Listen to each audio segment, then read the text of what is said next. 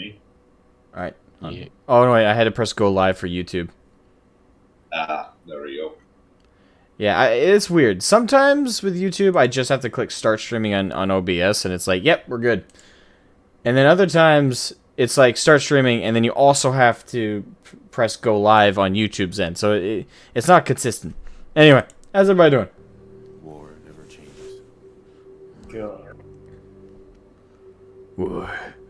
War Not never good. changes.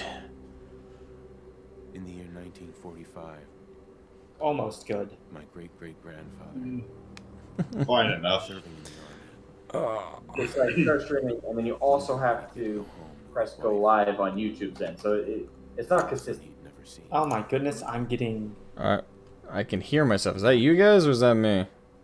That's me. I was about to say, like, I can't be me. Hey, Lightning Lunatic. His wish. When the U.S. ended World War II, Welcome. How are you? dropping atomic bombs, Welcome back. Thank you for the welcome back. I appreciate it. Nagasaki, Yeah. the world awaited Armageddon. I decided instead of jumping right back into FF14 for like the next stream I did, I do one or two test streams of just easing back into it. It's a weapon, but it's a nearly I shouldn't have to use the pain meds the docs gave me soon. I mean, for the most part, my back's I'm healing very, very fast. Upside with getting surgeries when you're younger is you heal faster. If you're older, everything's slower, including healing. 21st century. People awoke from the American dream. Asmo, hate to break it to you, but you are not old. Shortages of every major resource. I know. I'm actually quite young. That's why he is bragging right now. So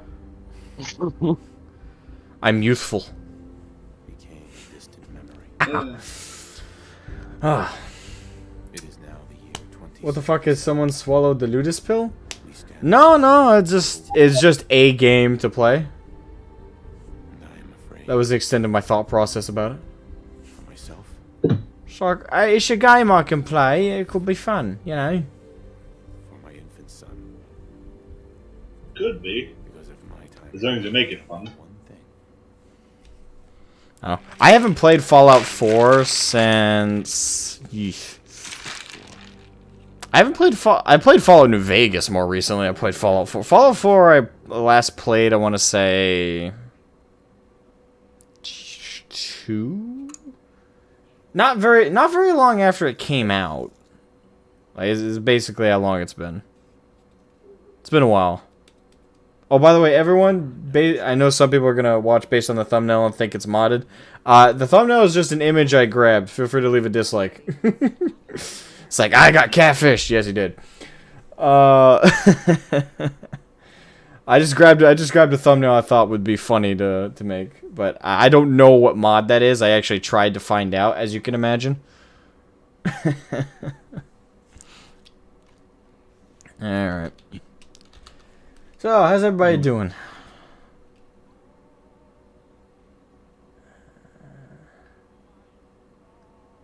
Awful. Are you asking us or are you asking the chat? The answer is yes. Okay. Well, same old, basically. Did anyone ever tell you you have a riveting way of storytelling? Well, what do you want from me? I'm just doing science all the time. Tang's answer? A whopping enthusiastic thumb up. I'm I'm putting doing my- okay. I filed my taxes today. Well, you know my research, I cannot really say anything, so what do you want from me? Yep, chat, just so everyone knows, he's a nuclear physicist. He's working on the next atomic bomb. That is close enough. I'm not going to incriminate NJ myself. Gamer, is this Fallout 76 mod? No. Yeah, like it's yeah, tongue tied. No, I'm just playing standard Fallout 4. I've never modded Fallout 4. I've at least modded Skyrim and I've modded Fallout 3 and even New Vegas one time. But with Fallout 4, I want to figure out what the hell because when I was looking for thumbnail images and I found that one, it didn't connect to an article or anything that advertised like the mod. So I have no idea like what the image is of, but I want to find out what mod that is for obvious reasons. I don't know, maybe one of these days I will stream properly that mod, and I probably owe it to whoever made the mod at this point because of the thumbnail. But I'm just I unfortunately, the thumbnail is just an image I thought would be funny to use for a thumbnail. So feel free to call me out for catfishing. I have some ideas where you can find something similar. You I heard such read and understand. Probably wise considering where you left off. Yeah. You're the young one, so what happened? What happened with my back? I don't know if I want to worry anybody with too many of the details. I had an issue, and I had a growing pain in my... Like, it hurt to breathe, and I was having an increasing issue with my lung. I went to the doc. The doc gave me a once-over, and we got some x-rays done, because they could actually fit me in for x-rays at the time. What they found on the x-ray wasn't good. And there was... I don't know. Again, I don't want to give too many details that will worry people. It's fixed up now, but... Even then, it's like, what details do you guys, quote-unquote, need to know? I guess the gist of it is there was an issue with my lung. We got x-rays. Doc said he wanted to I had an operation done. I'll say that. Like, I had surgery. And it was because of the increasing pain of just being able to breathe, and it's a lot...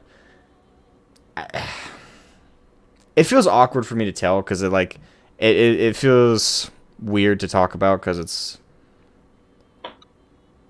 I'm pretty young and the issue. Oh, thank you, Lane Lunatic, for the super chat, man. Thank you. And again, welcome back. And keeping with tradition, smacks the like button and soul slice. I appreciate the like, man. Thank you. And also appreciate the super chat, Mad. Thank you. But yeah, they cut me open. They dealt with the problem, and they stitched me up. I guess I can leave it at that. I'm still recovering from being the cut up part. Thankfully, I can actually sit down now and lean back against my back without worrying about stitches tearing or anything like that. Like, I'm healing pretty fast, so all that stuff is on the side. I don't know. I don't want... I guess a part of me doesn't want to feel vulnerable. So, if I'm being perfectly honest, like, it's one thing for me to, like, type it out and, like, leave it, like, hanging on the Discord for people to, like, read. But saying it out loud, I don't know. Part of me is like, you're showing weakness. You're vulnerable. Don't allow it to happen. You're about 10 years too early to start complaining about your health that much, so... I'm allowed to. Shut up. Victor... Oh, of course you are. Victor Polina. Hello there. Insert Obi-Wan meme. But, yeah. In short, I had an issue. For now, it seems we've resolved it, and I'm on the mend. I'm on some, I want to say, fairly strong pain meds at the moment. So if I act or talk a little loopy, prior warning on that one. Right now it's just numbing my pain, so I appreciate them for that. All right. Anyway, enough of the depressing stuff. So how y'all doing? Hey, bullshit merchant. What's up? Try to catch up. I can't eat chocolate anymore, so I'm living in hell. I'm living in hell. Like that? Yeah, kind of like that. Oh, you might want to say where you are doing the VC, and so people are not. Oh, I'm in the surprised. VC of my old Discord. For back when I was a 40k streamer / YouTuber. This is my old community of close friends and buds. So that's where I'm at. I'm not on the new server. Hello, new people. Hello. Hello. Hello. Hello. Alright, make him look Hey, like Mom, an hey, old man, or do I want... let's go jet black hair. Let's see here. I don't usually do too much. I'm not too worried about like how my character looks.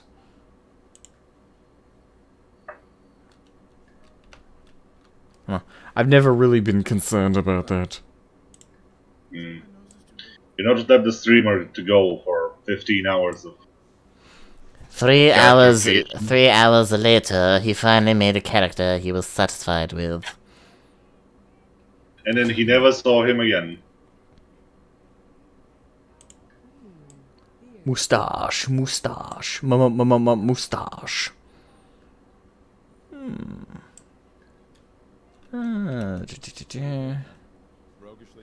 That's the weird logic of some RPGs, by the way. Just you spend like 15 hours creating a character and then completely cover it in armor as soon as you go out the gate. Especially with fantasy game, like fantasy RPGs, that's exactly what you do.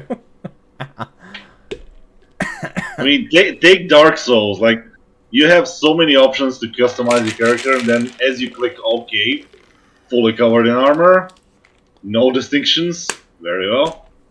You use cute and CUTE and Ruby Skin. These are most used mods for photos.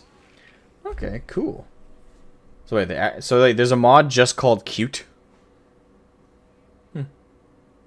Simplicity sometimes is great marketing. Hope you are all healthy and happy now. I'm on the mend. I'll be fully healthy once I heal up. That'll take a little bit of time. He is in the Discord of his cute. Yes, Dragadis, I am.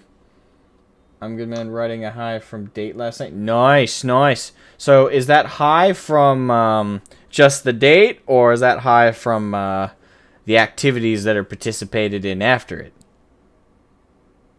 You don't actually have to share that, by the way. But whatever the case may be, hope you had fun.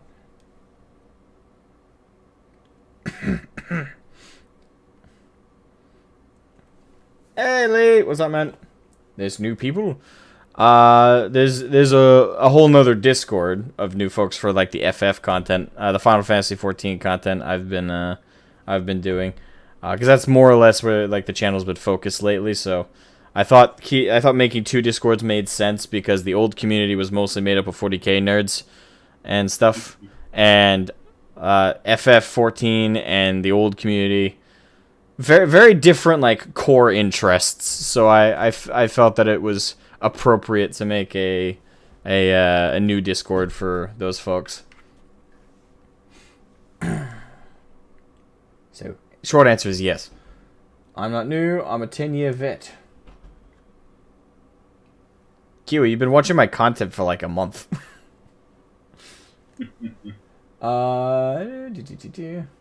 Lunatic, hello, old people. Well, Tang, how's it feel to be called old? I'm used to it. It's a Tuesday.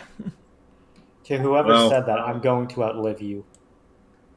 I Out mean, of you spite. probably will, but anyway. Well, I will. Let's see, You know, never make joke about age to the wild scientist. Because we have technology. We have the technology and the ability to use it. Hey, look, it's the Monopoly guy. Let's see here. I was just about to say, yeah, 10 years, man. You were streaming early, huh? 9-year-old Asmogan doing some streams. I'm 22. 10 years ago, Oh, I would have been 12.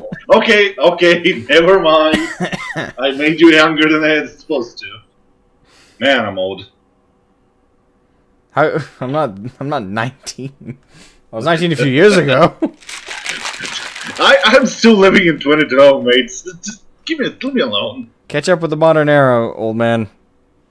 I still think 2000s were 10 years ago. Like, jeez. kind of want to do the pompadour. The rebel. I'm a rebel. Nah, it doesn't work with a mustache. Mm.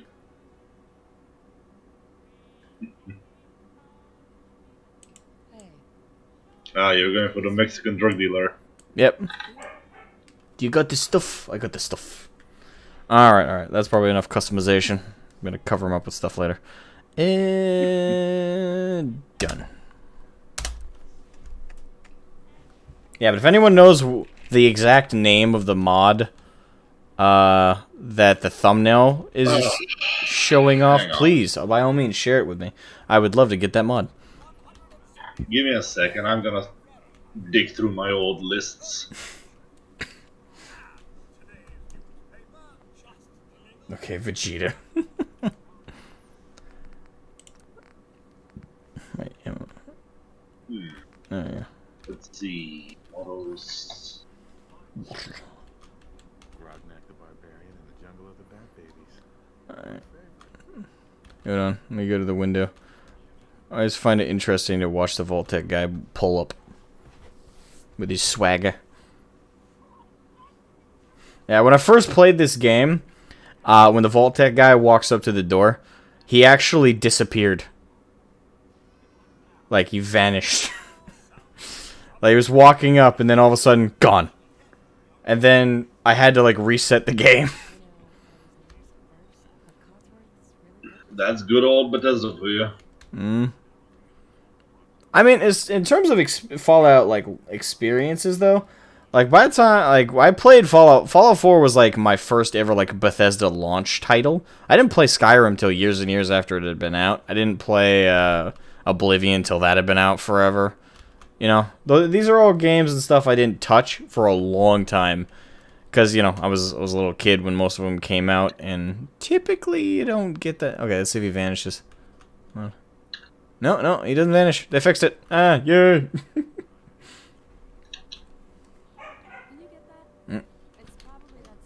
Okay. Hello. Oh, look. Oh, yay, Vault-Tec, the corporation that makes giant social experiments. How are you? Do you enjoy my mustache? You can't begin to know how happy I am to finally speak with you. I've been trying for days. It's a matter that's of useful. utmost urgency, I assure you.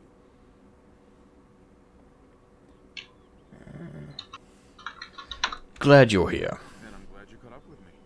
Let me know if you want me to turn up the game, guys. I did turn it down quite a bit, so it might be near deaf to you guys. So I won't take up much of your Let me know. time being a precious commodity. Precious commodity. So, you guys, y'all excited for the next Elder Scrolls, which we still haven't seen gameplay for? Actually, now that I think about it, we actually haven't even seen a cinematic trailer for it either. I don't think it's coming anytime soon. Yeah, I don't think it is either, but Oh, it is. Believe you me. Now, you're already clear Ugh, for entry. because we are waiting for the next Skyrim. mm. The other Skyrim. Like Or number Skyrim 10 2. now. Yeah, Skyrim 2.0. Jesus. Okay, let's see. Splendid. Splendid. Now, let's see. A lot of mods. It was a lousy tech demo. No, just no. Or do you missed the game. You missed the game. A guy looks like Street Fighter Guile, and he kills ants.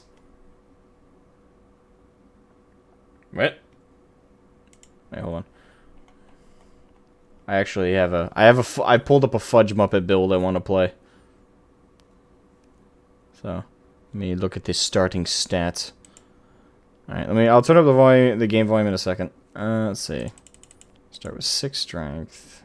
Leave that at 1. 5 endurance. No charisma. 6 intelligence. 7 agility. And 2 luck. The name of the character. There we go. Except walked us over to the vault. Congratulations on being prepared for the future. Thanks again. Alright, let's turn up the game volume a little bit. A little bit here. Let's see. Still a small boy, this Asmo. I'm not that small. Quite well endowed, actually.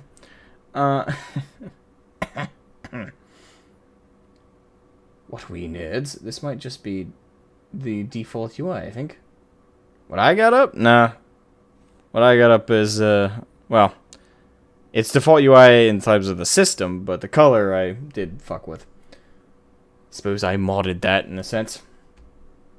Speaking of 40k, you finally got your hands on the first 3 Eisenhorn paperbacks. Oh, nice. Nice one, Lee. I have the audiobooks for...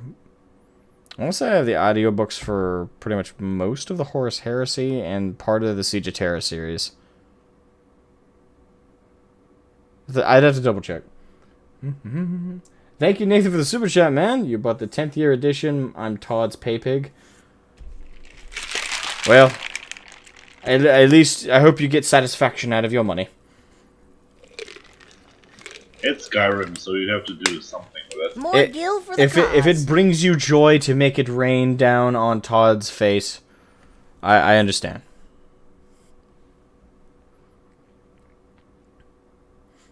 Alright, this might just be the default UI. Alright, so now let me actually do what I said I was going to do. Alright, settings, audio, we'll go... about there's probably fine.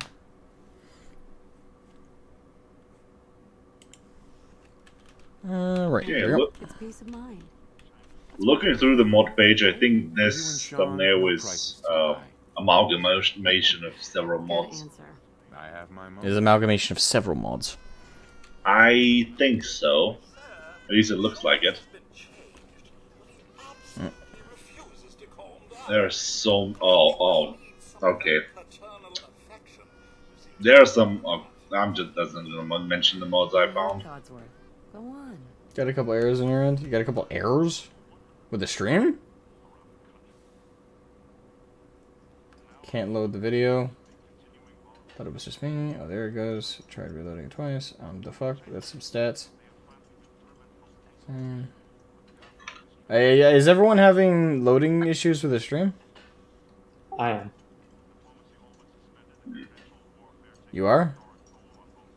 Yeah, I am. I got 2 loading errors. That's weird. Interesting. It's fine for me. I haven't seen any dips on my end.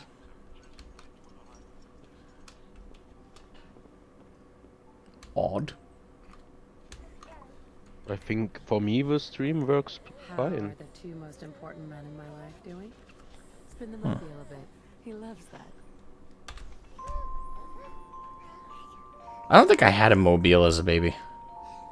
Hey, how's my little guy? I think my family just like dangled keys over the crib. Breakfast? I was thinking we could head to the park for a bit. Weather should hold up. Well, you're lucky you had a crib. Yeah, sounds like. Well, how many times did they resell Skyrim to people? Wait, let me check how many times how many versions there are. Let's see. There was base Skyrim, and I'll just list the ones that come to mind instantly. There was base Skyrim, Skyrim Special Edition, the 10th annual release. So okay. So at least 3, at the very least 3. So there is the Skyrim VR, Special Edition, Anniversary Edition, the normal, Legendary Edition, I think, and now the... Oh my god. What is the Anniversary Edition that's going now? Maybe it is. Alright, fuck the kids, fuck the wife! Sorry, did I say that out loud? Run! You did. Run, boy, run! She can fend for herself! Asmogan is going to get a diet cola and never returning. Oh, hold on, honey, let me go grab milk. Grab a white shield, it's gonna protect you from the radiation. Alright, so Out of curiosity, who here is a Brotherhood of Steel Brotherhood of Steel slave? We need to get in. We're on the I list. thought they were the only way. Anyone else is a heretic. I mean, I usually just rob them. I don't really bother in the with them. overall factions of the entirety of the lore, Brotherhood of Steel are always like the way to go for me. They got like in a civilized society with a proper infrastructure, I would never side with them in a million years. But in the circumstances that they're in, they're probably the best faction. We're gonna be okay. I love you. Both of you. We love you too. Here goes the bomb. Oh, well, I can say one thing. Heyo, Kaisar. Hold on. Like in all RPGs, I just side with the guys that look the coolest. And that's the Brotherhood of Steel and Fallout. Yeah, Brotherhood of Steel, the way to go. In Fallout 4 specifically, I'd say the Minutemen in concept, they're kind of... Well, the problem is the Minutemen are entirely defined by their general. Like, whatever the general's goals and stuff are, pretty much defines the Minutemen. We made it. For the most part. Thank you for the super chat, man. Thank you. Is that the Lalafell boy in the stream I hear? That's the my alert thing is Lalafell voice. I think he was asking about me. And yes, I am. More gil for the cause. Oh, it's hard for me to tell. My alert is of a Lalafell excited voice, and then there's also you, Mr. Lalafell lover. You have actually a Lalafell voice on your phone? Based. Alright, you three. Follow me. Well, he likes that game. And there's no two I things like the about it. game too. Oh, you're gonna love Oh, obviously not as much. advanced facilities. Never played any Fallout games? None of them, Lunatic? Oh. It's gone. Hmm. Our home. I recommend Fallout 3, New Vegas, the first two. For definitely narratively speaking, the first two are the best. Oh, we'll be going. New Vegas is probably the best out of the Bethesda produced ones. It wasn't made by Bethesda, but it was produced by Bethesda. It was made by Obsidian, who made the original Fallout. Well, part of their team made the original Fallout. Kind of an interesting legacy. I mean, it's a buggy mess, but it's a fun buggy mess, so... My little guy. Isn't everyone? I'll just be over there. But I'd say it depends on what you like. So, genre-wise, if you like classic old RPGs, go with the first two Fallouts. If you want basically a first-person shooter with some RPG mechanics, go with Fallout 3 or New Vegas. And if you just want a fun shooter where you just kill things, go with 4. Because for me, Fallout 4 is not really an RPG, it's just a shooter with some skills. Yeah. I'd say it's a shooter with modifiers. To your basically. stats. To your HP, to your number of VATs you can use. Your luck. Literally your luck in the world. With the ammo drops. Fallout 4 is good if you like light RPG elements in an FPS. And I do emphasize light. But it's less story strong and more gameplay strong. So it basically if your priorities are gameplay, Fallout 4 is the way to go. If your priority is gameplay and story, Fallout New Vegas. If your priority is story, Fallout 1's Fallout Tactics and Fallout 2 are the way to go. I would put them all on the same line together. Yeah. And if you want to eat stimulants and fight giant lizards in the desert, Fallout 3. Because in that game, the whole system of what was it called? All the injections you can take and to buff yourself. Oh, boy, there was no limit to that.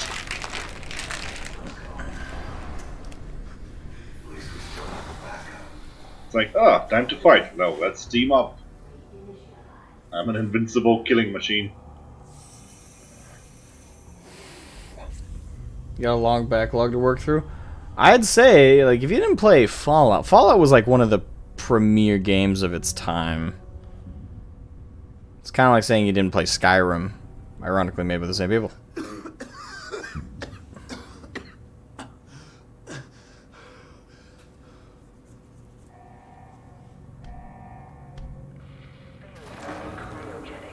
New Vegas is the best one, really. Overall, yeah. New Vegas is my favorite, if not overall, certainly out of the Bethesda-produced Fallouts. Come on! There has to be a release! Come on, come on, come on! Oh, God!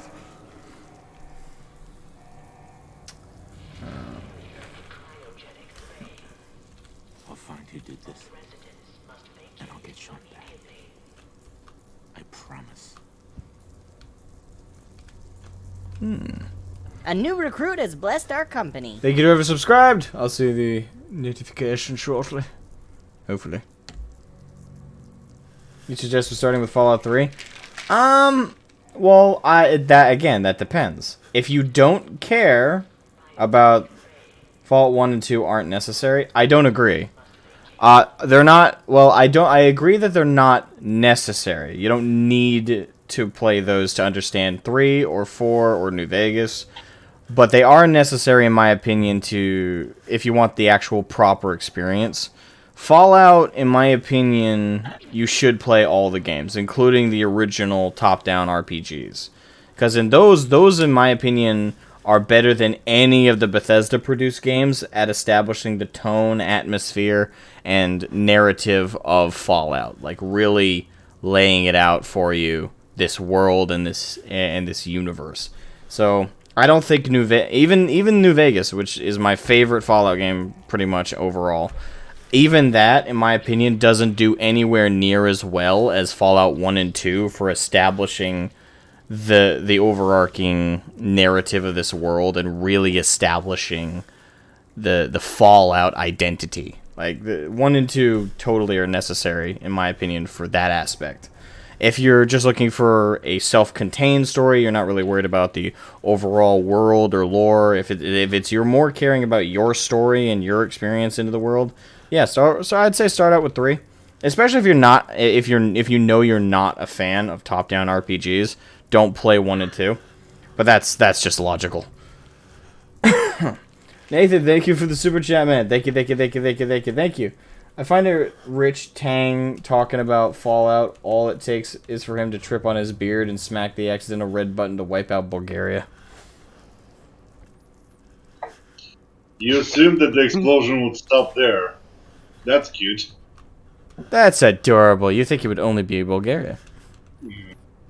Clipboard of doom. I will hold all the rat roaches at bay with the clipboard of doom. Ah!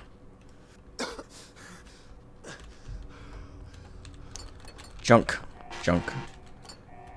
Damn it. I got my fists. I'll bite stuff up. It's a red roach. Run! Pretty warm on here. Yeah. Rule 1 of Bethesda RPG, pick up everything.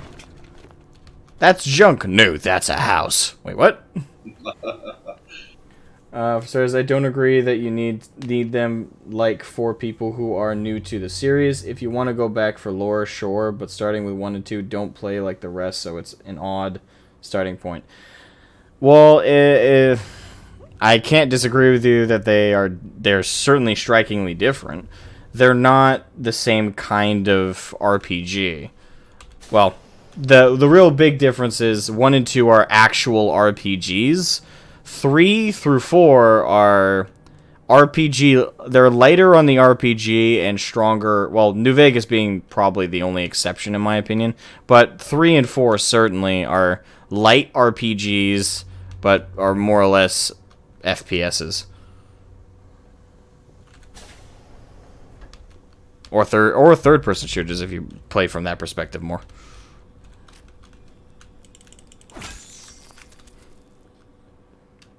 I think if you start with one or two, and if you're not that experienced in this sort of games, you might be scared. Because for us that we have played these sort of games, we know what to expect. To a person who's never played a 90s RPG or something like that, it can be a... Well, the thing is, I generally don't like. If you're younger, I never recommend a game made before 2010. Like, no offense to the younger generation, but y'all, I don't think yeah. Well, it depends. To be fair to younger folk, I'm not sound old, but I grew up with 90s video games. I grew up with early 2000s games like Warcraft 3, Warcraft Orcs and Humans, StarCraft 1. I grew up with the original Diablo. I grew up with Fallout 1, Fallout 2, Tactics. These are games I grew up with. I grew up old school, and I love old school games. For me, I don't give a shit about graphics. I really don't. I couldn't care less about the graphics of a game. I care way more about functionality. And that's one of my biggest gripes with the modern games industry, is they care way more about graphics and skins and shit than they do about a functional game. Which, understandably pisses me off. But I've never given a shit about graphics. Yeah, I think they can be neat. Yeah, sometimes I'll praise them, certainly if they're worthy of praise. But they don't make a good game. So. Yeah, reach it.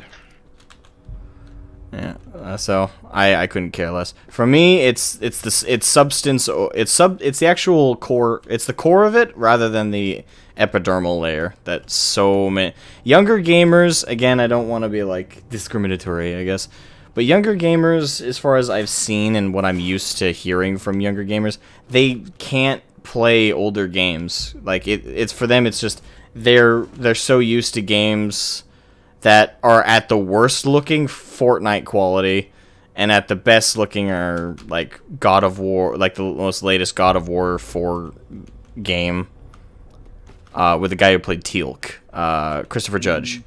Like they're used to graphics that are that detailed to the point where you can see pores on a character's skin.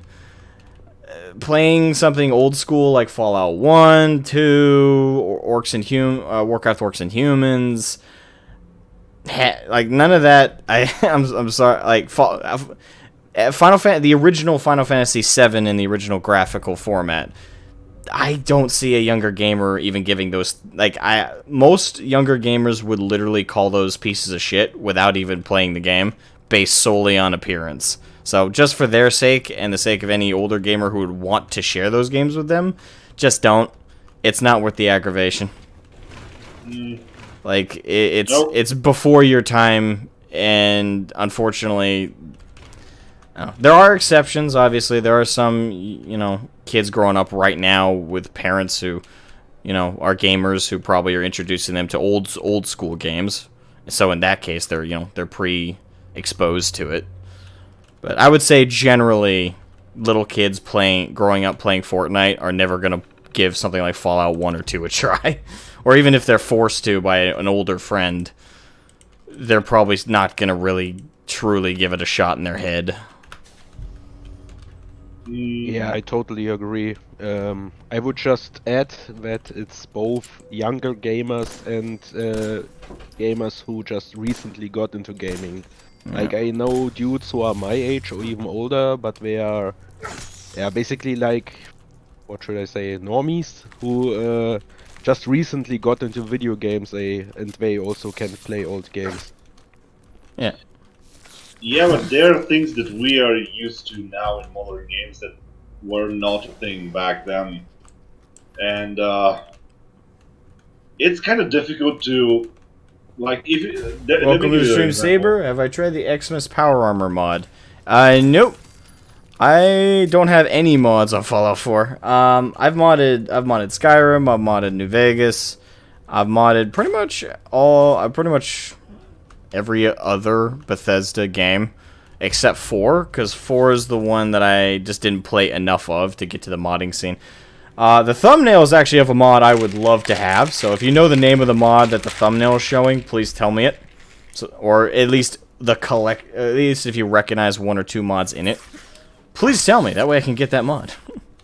But yeah, I've not modded Fallout 4. Actually, I gotta reinstall Nexus mods now that I think about it, because I think I uninstalled it. Mm. Been a while since I played any of the other games. Alright, so let's pick up the Pip-Boy. Let me just tell you, if you're gonna start installing mods, make sure you read the descriptions thoroughly. Oh yeah, most of them come with secondary instructions.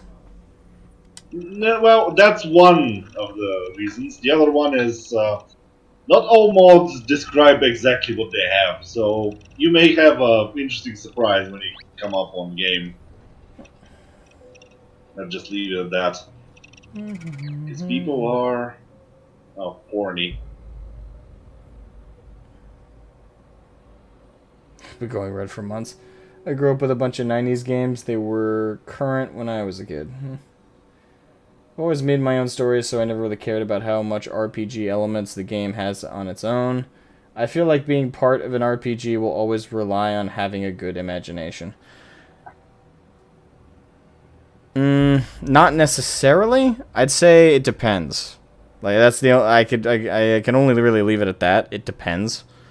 A good RPG, in my opinion, does let the player have their own level of imagination and allow them to implement more of themselves into the setting, but it needs to also give them a baseline on which to build off of with their imagination. That, in my opinion, is a good RPG in terms of like a functional game. Nice thumbnail. Thank you. Do you know Joao? Joao. I apologize if I'm not saying your name correctly. Cabral? Welcome to the stream. Do you know what mod that is? I've been asking. And so far, or do you know what like possible combination of mods the thumbnail is of? I found that image and I really do want to find out that mod. So I can, install that mod or mods with an S. So I can install those.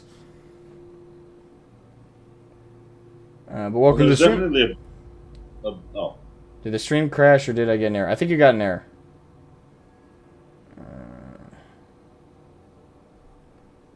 I feel like graphics help with immersion. I don't agree. Me neither.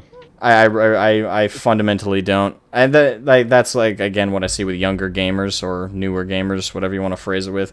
It's that reliance on like this visual fidelity to help you get immersed. For me, I played pen and paper games where you used fucking like soda cans and shit, and I was immersed in those more than I've ever been in any video game. So, for me, visuals and visual fidelity are certainly not a requirement. I was far more immersed in Fallout 1 and 2 than I have ever been in any modern game I can think of. Like, pretty much any modern game I can think of.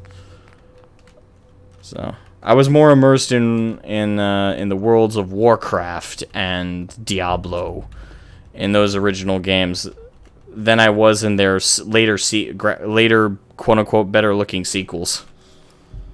So... Yeah, that's because modern AAA publishers get one big thing wrong when it comes to immersion. It's not the photorealistic graphics that get you immersed, it's the atmosphere and, well, authenticity, let's just say. So, if I have a game that feels like it's alive, that's, in my opinion, more important than it looking like it's alive. Yeah. Yeah. Like, do you remember how blocky like the gold character models were back in the day? Like Warcraft 3, the character models were basically geometry. The little character models that they zoomed in on during cinematics for Warcraft 3. They were basically a bunch of strung together geometry. They had very little detail. They look good for the time, but especially compared to now, they don't hold up that amazingly.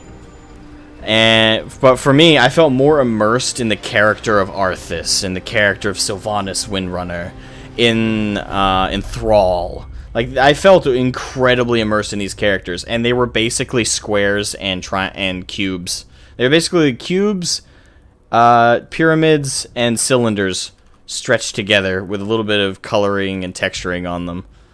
And I felt more immersed in those characters than I feel immersed in, those same characters now. But they're supposed to look better.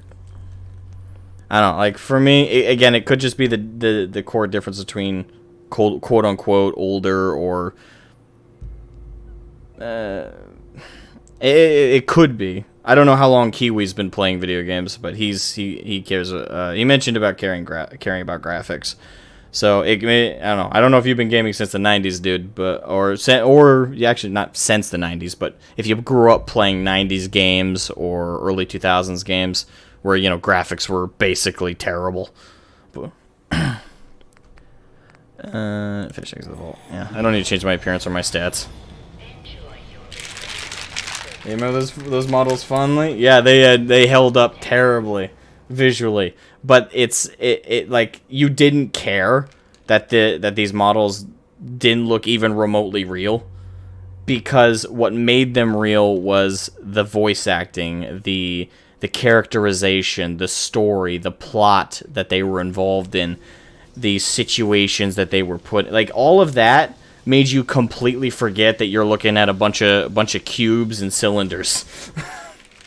Like, you just did not give a shit because the story was so much more powerful. And in my opinion, that's a sign of a good story.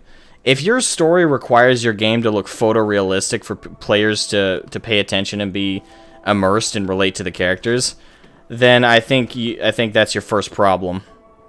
Is you cared more about how it looked than how it was. You cared more about the outside more than you cared about the inside. You cared more that it looked tasty rather than making it tasty. It's pretty much the way to put it. So. I think I have the best analogy of the whole debate of graphics and stuff. No matter how photorealistic or good looking you make a game, it can never match what your imagination can come up with. That's true. The whole immersion thing. Like if you ask any old gamer to think of his like Half-Life 1, Halo, Diablo, Warcraft, any old game we used to play, we would describe it as if it is a modern game. When we looked at it, we saw everything that you can see now in AAA, because we just imagined it like this. We didn't really make a difference about it. Yeah. And now, actually, if I look at old StarCraft and the new remastered StarCraft, I would say that the remaster is more close to what I used to play than the old one.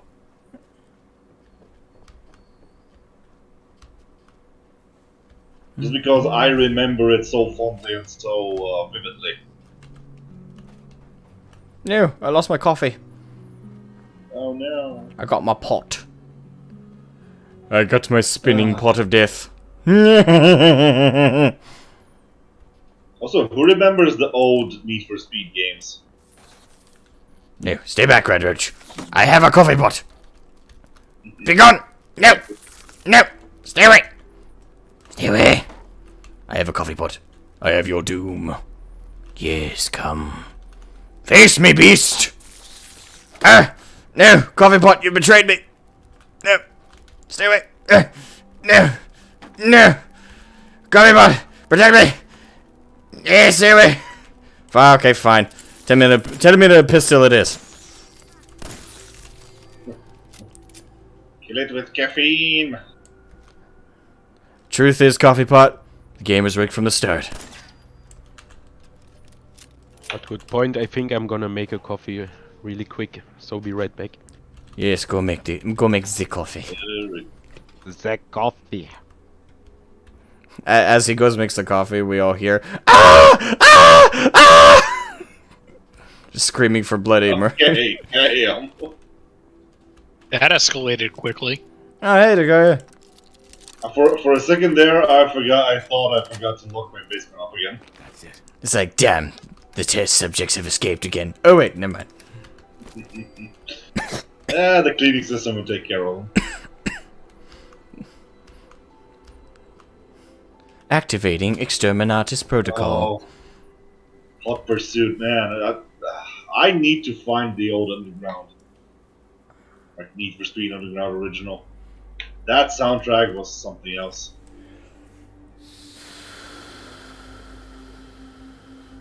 Also, for the people here, there are many reports with YouTube streaming fidelity, so... Okay, so there's an issue going... Okay, so the platform's having an issue right now. Okay.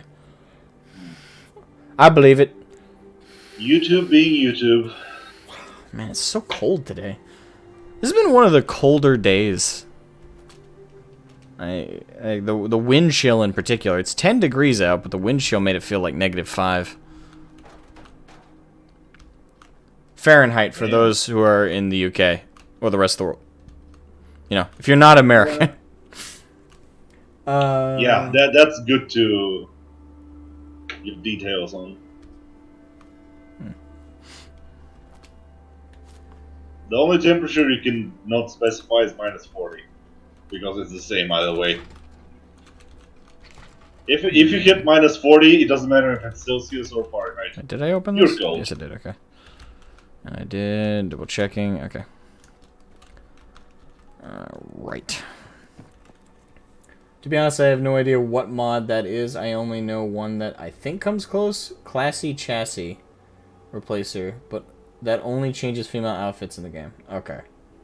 I mean, to achieve that look, you need a hair replacer. I'm hoping that whatever specific mod or combination of mods that is supposed to be, I will luck out and find in Nexus mods when I reinstall that. You can try. Yeah. But I think the hair is a separate mod from what I'm looking, because it looks like something I saw in Skyrim. The glasses are probably also accessory. There we go. As is all the jewelry. And the tattoos are definitely a separate mod.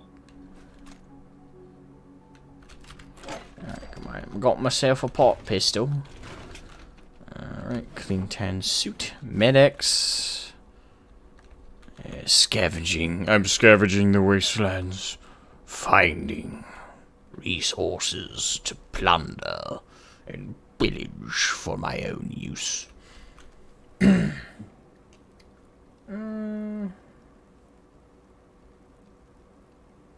day in the life of the post. Immersion is completely different. Alright.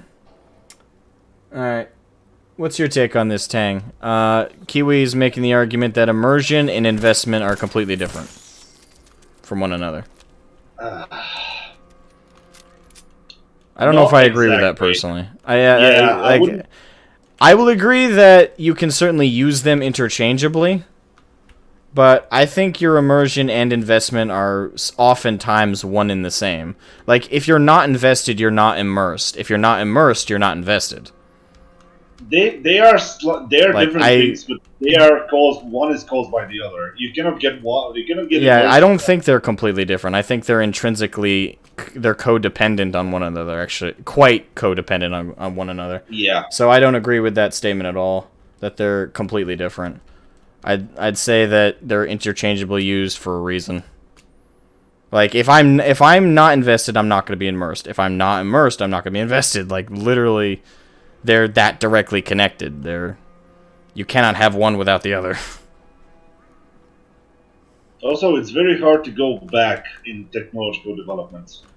When you're used to something new, it's very hard to go back to the old, and you need to actually push yourself to find the good things we all saw back in the day. Yeah. But once you do it, once you actually push yourself and go through one old game, you'll probably get hooked and you never look back again. Alright, let me go talk to Codsworth. Oh, Codsworth? Oh, good robot slave, I mean gentleman, servant, friend, whatever you're supposed to be. Archimedros Reductus Sethri. How you doing? Negative 29 degrees Celsius is nasty. I'm not sure what that is in Fahrenheit. It's cold. It's very cold. And I would assume so. It's a negative degree. I mean, as I told you, -40 is equal in both, so imagine it close to that. Sounds like Tuesday. Yeah, pretty much. Hey, Josh. Two sides of the same coin. Let's see. Oh, immersion and investment. Yes, I would say they're. Yeah. That's basically the best way to say it. It's two sides of the same coin.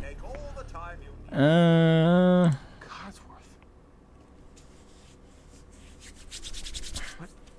actually think you can be invested without getting much immersion, but you cannot get immersion without investment. In Like, an it only goes one RPG? way. No, in general, in games. You can get invested in a game, but you can create your own story about the game. You don't really care about the characters. You just let's say if you're playing Dark Souls, I can see you that. can be. Hold on, I can see what you mean in the sense of like maybe like an MMO where like you're invested in like the latest raids and the latest dungeons and like the mechanical aspect, like the gameplay aspect, but you're not immersed in the world. But even then, I would argue you're immersed in the gameplay. That's still a form of immersion. Well, it depends on how you define immersion. Because for me, immersion is basically caring about the world and the story of the world. Even if it is your story that you make about the world, it's still it's not the mechanics that people have created. It's more the experience you get from it. That's what immersion is. You basically take yourself out of your own existence, out of your own idea of like living, and you try to live another life. For me, immersion is I know this is just my take on immersion, like in terms of video game sense, but I think you're immersed in a game when you can like sit down and play a game, and then you get lost in it, whether it's gameplay, whether it's story, whether it's the world, whether it's a certain mini game within the game, whatever have you. If you get lost in that and can completely lose track of being in the real world, like you are like 100% of your being is in what you're doing, like that's immersion to me. True enough. And that's why I say like you can't have it without investment, and likewise you can't have investment without a little bit of immersion. Yeah. Also, to make a point, Warcraft 3 is not an RPG. It's a strategy game. Yeah. Who said it was an RPG? I don't know. I think there was some. Oh, please take your time. I actually do. There was some misunderstanding. From what? Like I don't see that conversation. I don't know. I just noticed the comment. Well, maybe I gotta scroll up in the chat. Hold on. I think you used you were talking about RPGs and you mentioned Warcraft 3 in the models. No, I did not. I did not reference Warcraft 3 as an RPG. I referenced it as an older game, but yeah, I know, not as an RPG. We were just talking about something else, and then we switched to Warcraft 3, and maybe some people got confused. Well, I don't know how that got confused. It wasn't brought up in the context of an RPG. It was brought up in the context of older games and graphics. I don't know. Sir, you were going to say? I mean, you're dizzy from medicine. It's getting late here, so we're both not in the best condition. I thought it was pretty clear. But same for me. No, if you're talking about some things I've said, I never referred to Warcraft 3 as an RPG. That never happened. But I might be missing a conversation in the chat. Could be. I mean, I only see like 20 messages up, so that could have been a convo between Lightning Lunatic and Kiwi for all I know.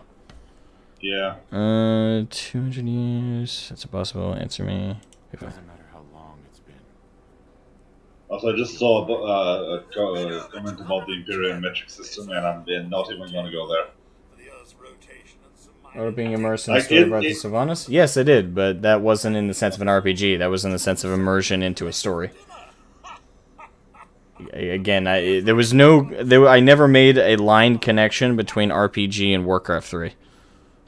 Codsworth, you're acting a little bit weird. What's wrong? It is a set story. And yeah, it does. I would argue World of Warcraft certainly has had a set story, one that the devs keep forgetting where the fuck it's supposed to be going. Oh, that got forgotten a long time ago. You were having a conversation? Gasp. I know, they're so rare. Don't get me started about the futility of dusting a collapsed house. And the car, how do you... No. We are not having a conversation. It's just some old dudes brabbling about better times. Yeah. Back in my day when things were actually good. Actually, the sad thing is I feel like when I have a kid and like they're playing like the modern games of the day, and they're like, "Dad, this game came out and the servers crashed."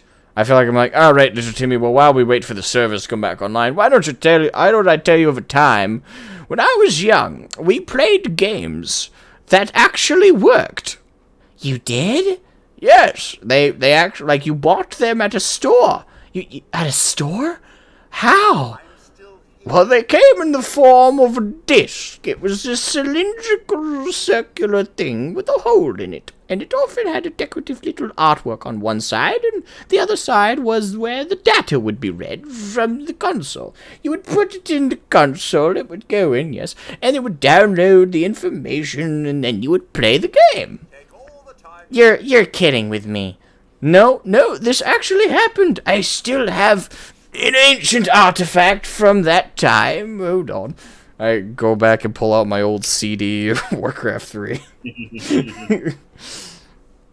Oh, God. Well, people nowadays will never know what the save button on Word is. Like, they just look at it and say, oh, that's the save button. Yeah, we used to say, on console anyway, on the PlayStation 1 and 2, you used to have these little memory cards. It's like you had to plug in the controller because they weren't wireless, so there was a wired controller. And you also had to plug in this little card chip thing that would save your games. If you didn't have that, you'd be screwed. Yeah, and if that got corrupted, well... Then you were fucked. Yeah, there was no such thing as cloud back then. Mm-hmm. I love this robot. You love Codsworth? I usually abandon him. Like, right after this initial quest, and he, like, throws us to different buildings, I never see him again.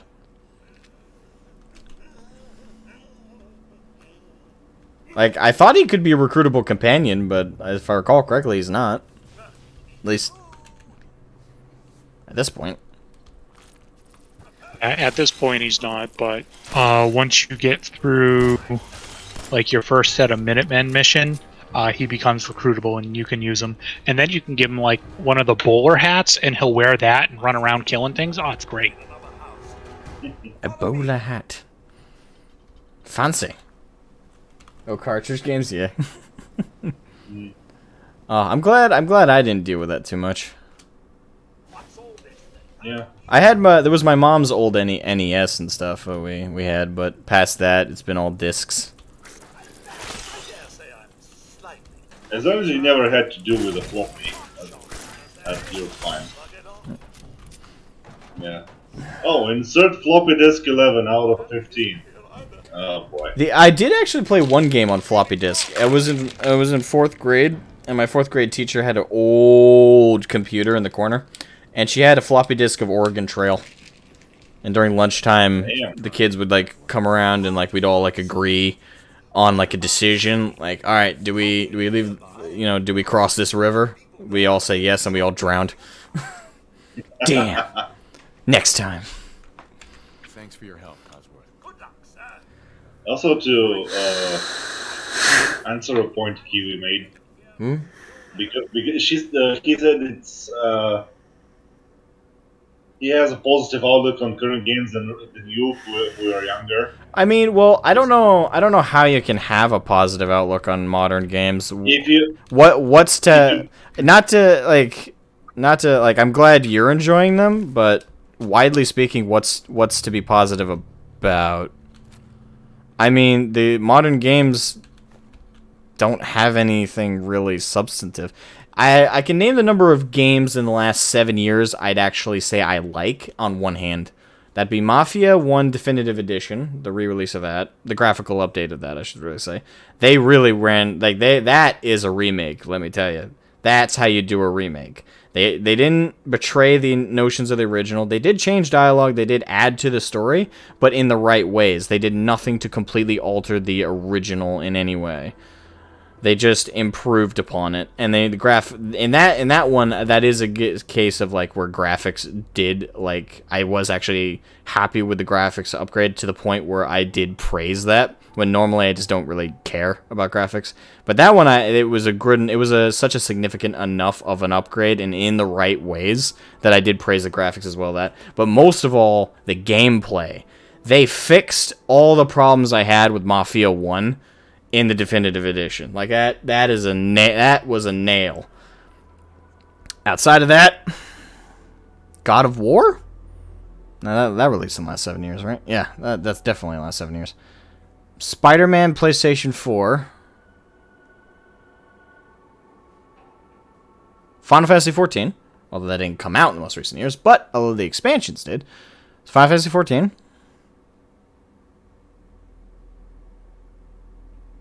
I think that's it. Mm. Yeah, nothing Also, else comes to mind to praise. There might be one more there for me, but I can't think of it. So, like, for me, I kind of given up. Not entirely. I'm hoping Dark Tide is good. I'm hoping Space Marine 2 is good. But I more or less widely given up on new games being good. Like, modern games really suck. I mean, the new Elden Ring looks really nice, but you have to be. I'm gonna give that one a chance. It certainly looks better than the initial description of it that was pitched to me was, but I don't know yet that it's good. It probably is. Don't get me wrong, it's a Souls game, so it's gonna be a good game. It's gonna be fun. It's just a matter of, like, compared to the Souls series, how is it gonna... I don't know if it's gonna be as good as the previous entries. We'll see. Yeah. And I would say, in regards to modern games, in my opinion, there are still very great games, but it's just more in the indie scene, or at least small studios. In the giant AAA sphere, very rarely do they produce a game that is great. AAA. There are many great games, but there are not any revolutionary games. That's how I'll describe it. I can't think of any great games that have come out in the last 7 years other than the ones I listed. There are games that are great compared to what is released today, but compared to what was like in the 93 to 2002 period, oh boy, there's just like I said, I can barely fill a hand of games I'd actually say are good in the last 7 years. If you want me to list off games in the last 7 years that suck, we'd be here all day. Well, for me, if I have to think about it, last 7 years, I think Deep Rock Galactic is great.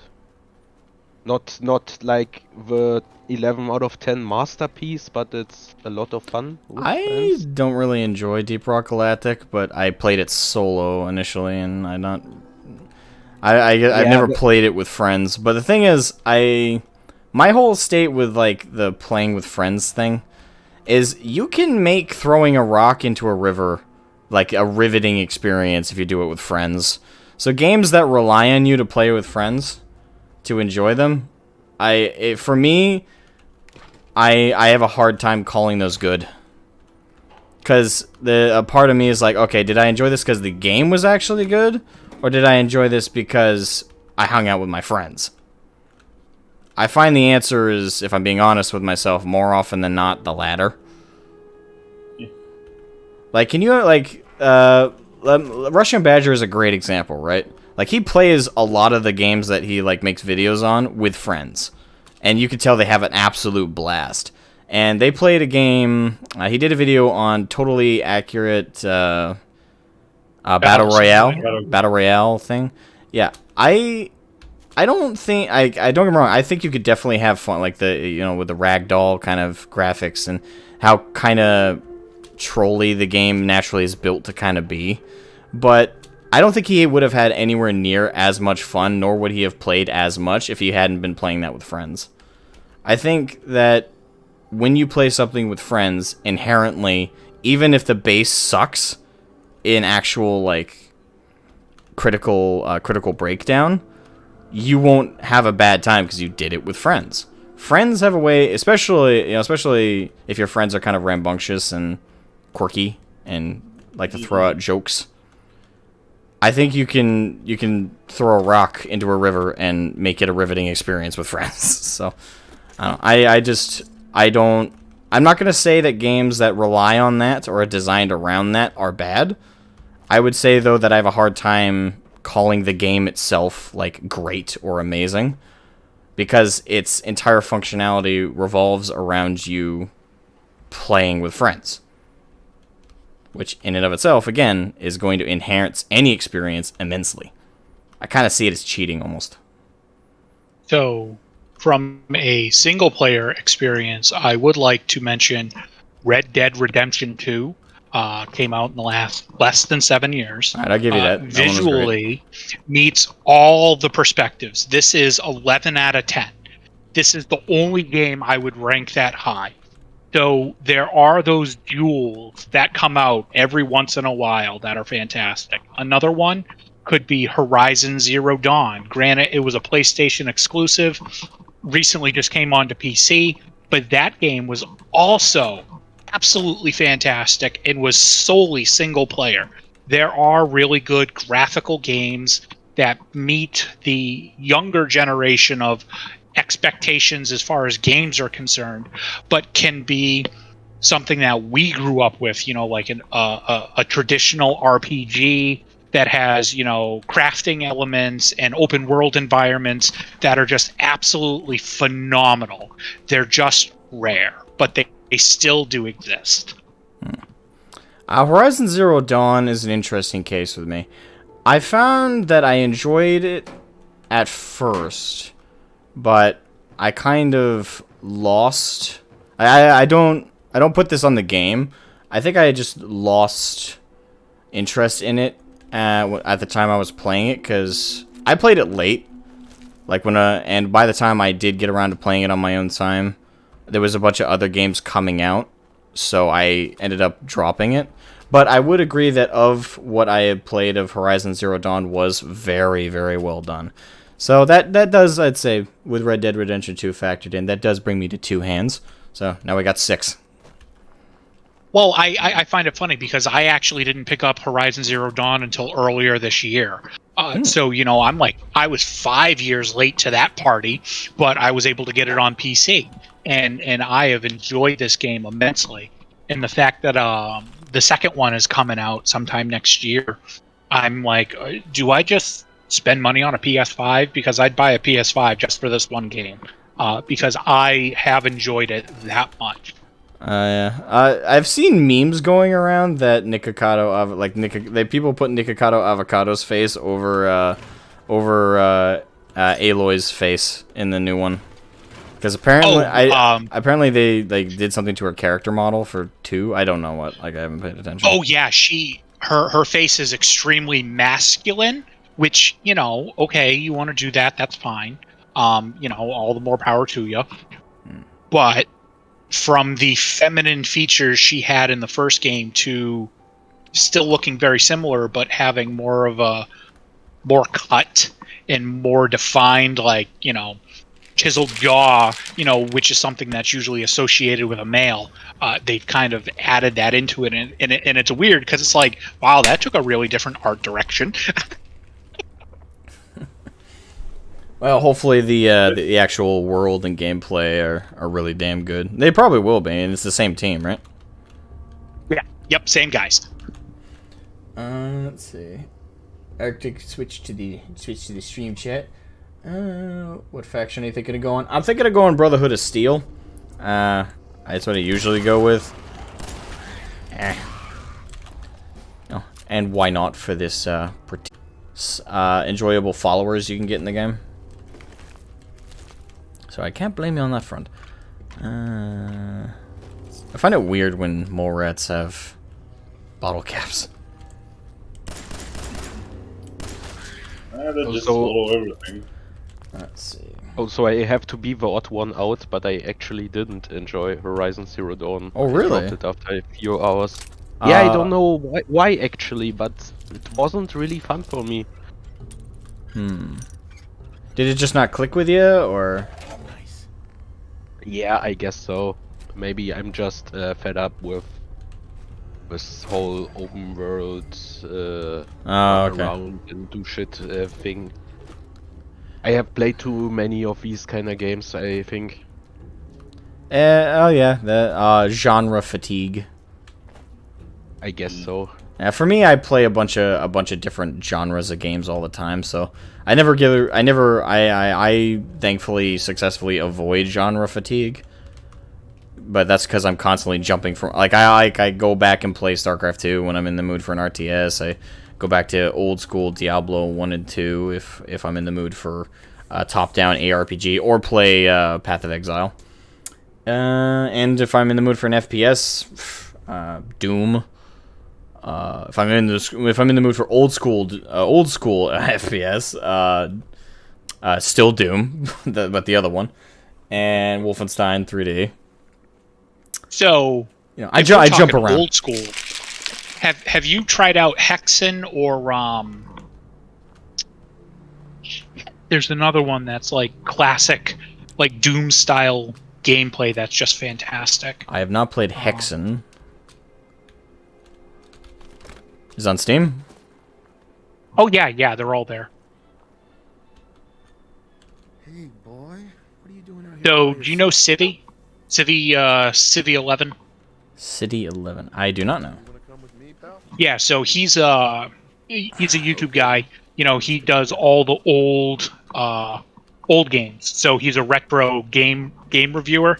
And I've watched some of his stuff, and he got me into Hexen, which is fantastic, and Shadow Warrior, which was made by the original guys that did made by one guy from Doom and two guys from Duke Nukem, and it's just ridiculous, over the top. It's really good. And the other one that I'm trying to think, I got the list here somewhere, Blood. Blood is absolutely fantastic. I did play Blood. That I actually have played that. I do enjoy that. Yep. And then there's also Heretic, which is the first game before Hexen, and it's a first-person shooter, but it plays like Skyrim. So you're like in the medieval style times, and you get a crossbow, you get magic weapons, and you're shooting spells and stuff like that. That one's really good too. It's a heretically good time.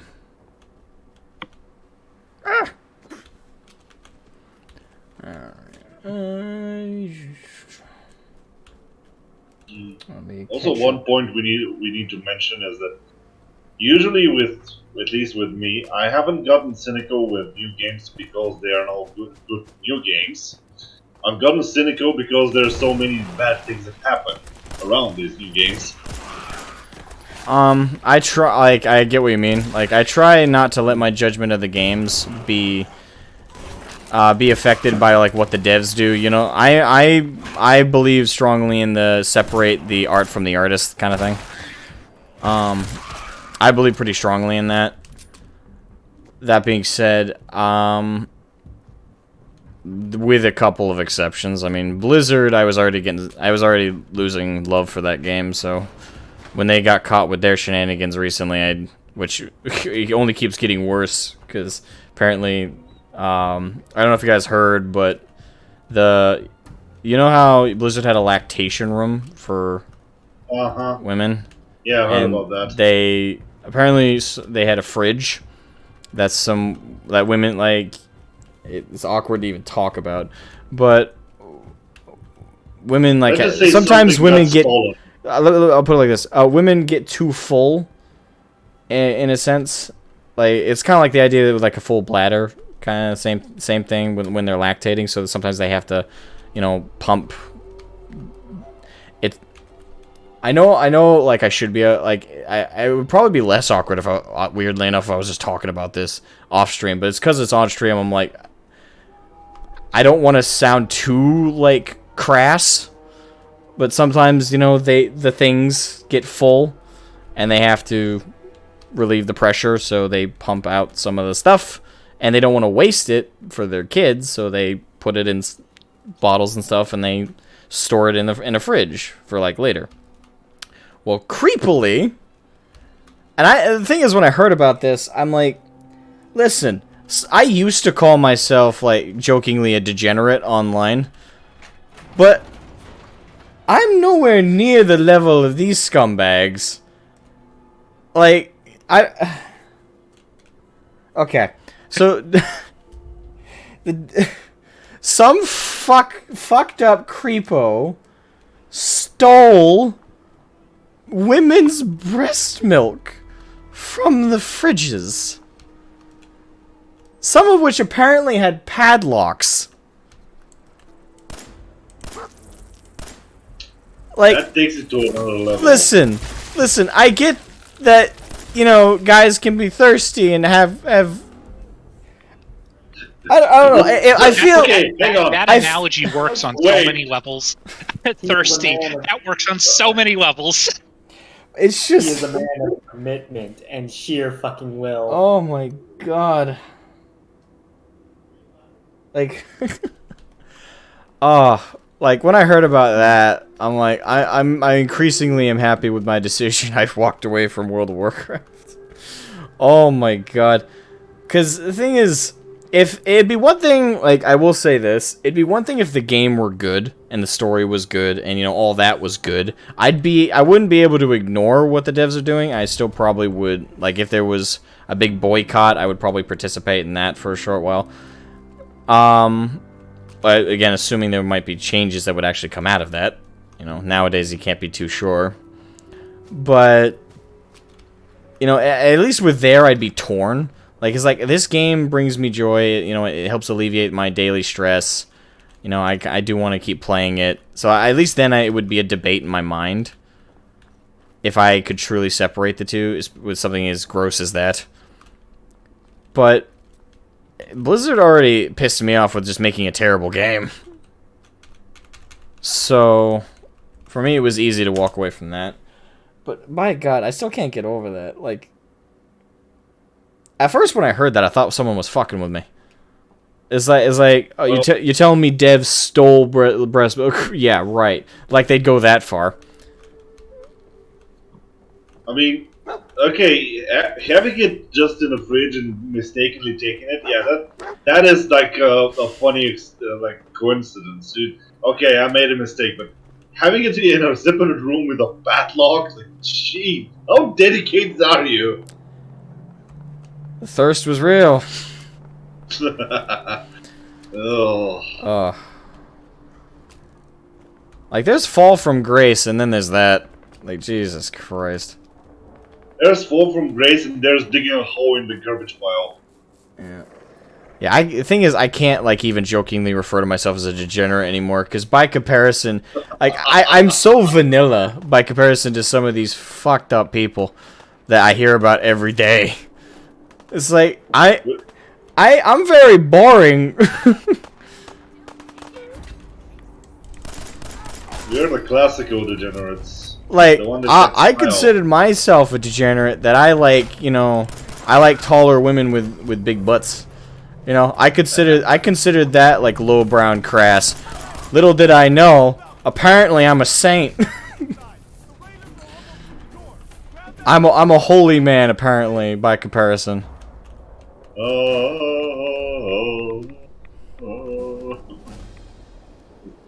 Angelic chorus sounding in the distance. It's just so weird. Ugh. Okay, hold on. Let me see. So, rifleman. Rifleman. Would that be strength? I think that'd be worth strength. Hold on. No, hold on. Rifleman? No, that's That's perception. perception. Yep. Yeah, I'm not even watching your stream. I'm just listening. I just We've know. all played the game too much. We've all played this game too much to know where all the stats are. Say no, no. It sounds like perception to me. Yeah. Alright, so big leagues That's and some rifleman. dedication. There we go. Yeah, big league is going to be in strength. Yep. And I pick up my first rifle just down below.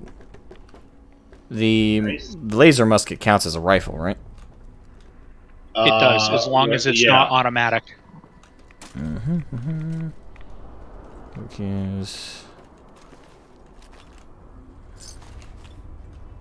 Alright. Also, you know one fun tidbit I just remembered about this game. What? You know the cars they show, the atomic cars. Yeah? They were actually a real project they were thinking of making. Like that was actually a prototype that they were considering. Yeah, why not make a car with an atomic engine? I mean, yeah, why not? Yeah. Let me catch up with chat for a second. Why did they even? I don't know. I'm 100% a generate, 110% even. Compared to that, stealing women's breast milk right out of a fridge. Oh, good God. I wouldn't consider the developing company the artists, the developer staff, yes, but not the company. Well, it's again, it's like that's I guess that's a matter of perspective. Sometimes, you know, people conflate the two. You know, then you got to keep in mind there's publishing, and then there's the actual developers.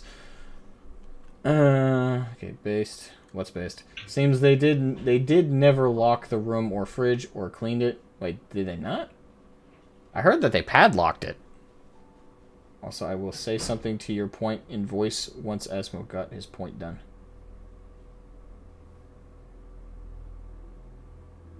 Yeah, I did want to say something. Did you forget? Yeah, kinda. I got distracted. I'm sorry. That's okay. I don't know if Kiwi remembers what the point was, but basically Kiwi said the reason why I'm so cynical is because games have become more of a business than a passion these days, and with business you always run the risk of having terrible interactions. I would say gaming was always a business, but back in the days other customers were the target audience than nowadays, and I'm just not what modern AAA gaming is trying to appease, basically. Like the stuff that... Well, speaking of things that Kiwi said that I want to tackle, he says, I think it's unfair to judge titles on previous installments. I think that is completely ridiculous. Same. Why is that unfair? I think that I'm sorry. That is just I'm sorry, Kiwi. I'm gonna call that a horrendous take. Like, I love you, man, but that is a horrendous take. How is that unfair? You're literally comparing 1-to-1 for games that are in their own series. Like, how is that unfair? Like, the previous game should never ever be an upgrade to its sequel. Like, if you look, a sequel is meant to improve and add upon what was originally there. If there is less content that is less satisfying and lower quality and less functional, I think everyone has every right in the world to compare the two. I'm sorry, I can't even wrap my brain around how that would be unfair. It's unfair to compare a good game to a bad game. Like, that's about what you just said. Like, I'm sorry, but that to me sounds like what corporate shills say. It's like, it's unfair to compare, like, Warcraft. It's unfair to compare Warcraft Reforged to Warcraft 3. Okay, why? Because one's a good game, one's a bad game. Like, that's the real, like, what? I'm sorry, I can't even. That in and of itself is a judgment. I can't wrap my. I'm trying to see Kiwi's perspective on that one, but I'm sorry, that is just ridiculous. I can't even remotely see where you're coming from there. Like, I can see where corporate shills are coming from there, because they don't want their modern games judged against good games, because once that'll make them realize that they're playing shittier versions of what once existed. But it's about defending their delusional reality.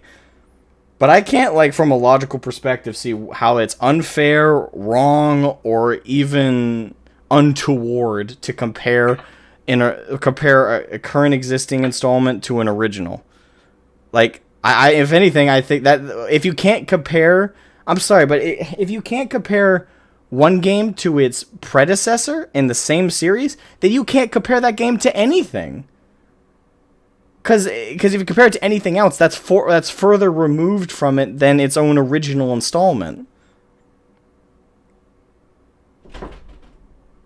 Like I'm sorry, no, that's just no. I'm no. I cannot. I have a random example that can make that statement true. Okay. Final Fantasy. No, I think you can judge. I think you can compare and contrast those. Yeah, absolutely. You can. Okay, but in the sense that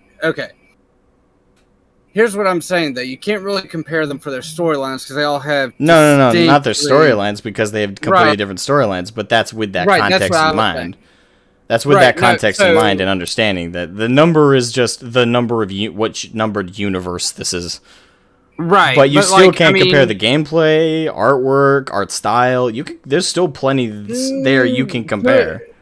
To an extent, 1 to 6 you could probably compare. 7 is when it really started to change. 7, 8, 9, maybe 10, and then arguably 10 onward. And even then, actually, there is one aspect of the story you can compare and contrast: the quality. Not necessarily the continuity, but the quality. The quality of writing, you can absolutely, I would argue, you can absolutely compare. Now quality of writing, because again, like the only thing I would really argue, because when you say quality, I thought you were talking about like quality of visuals.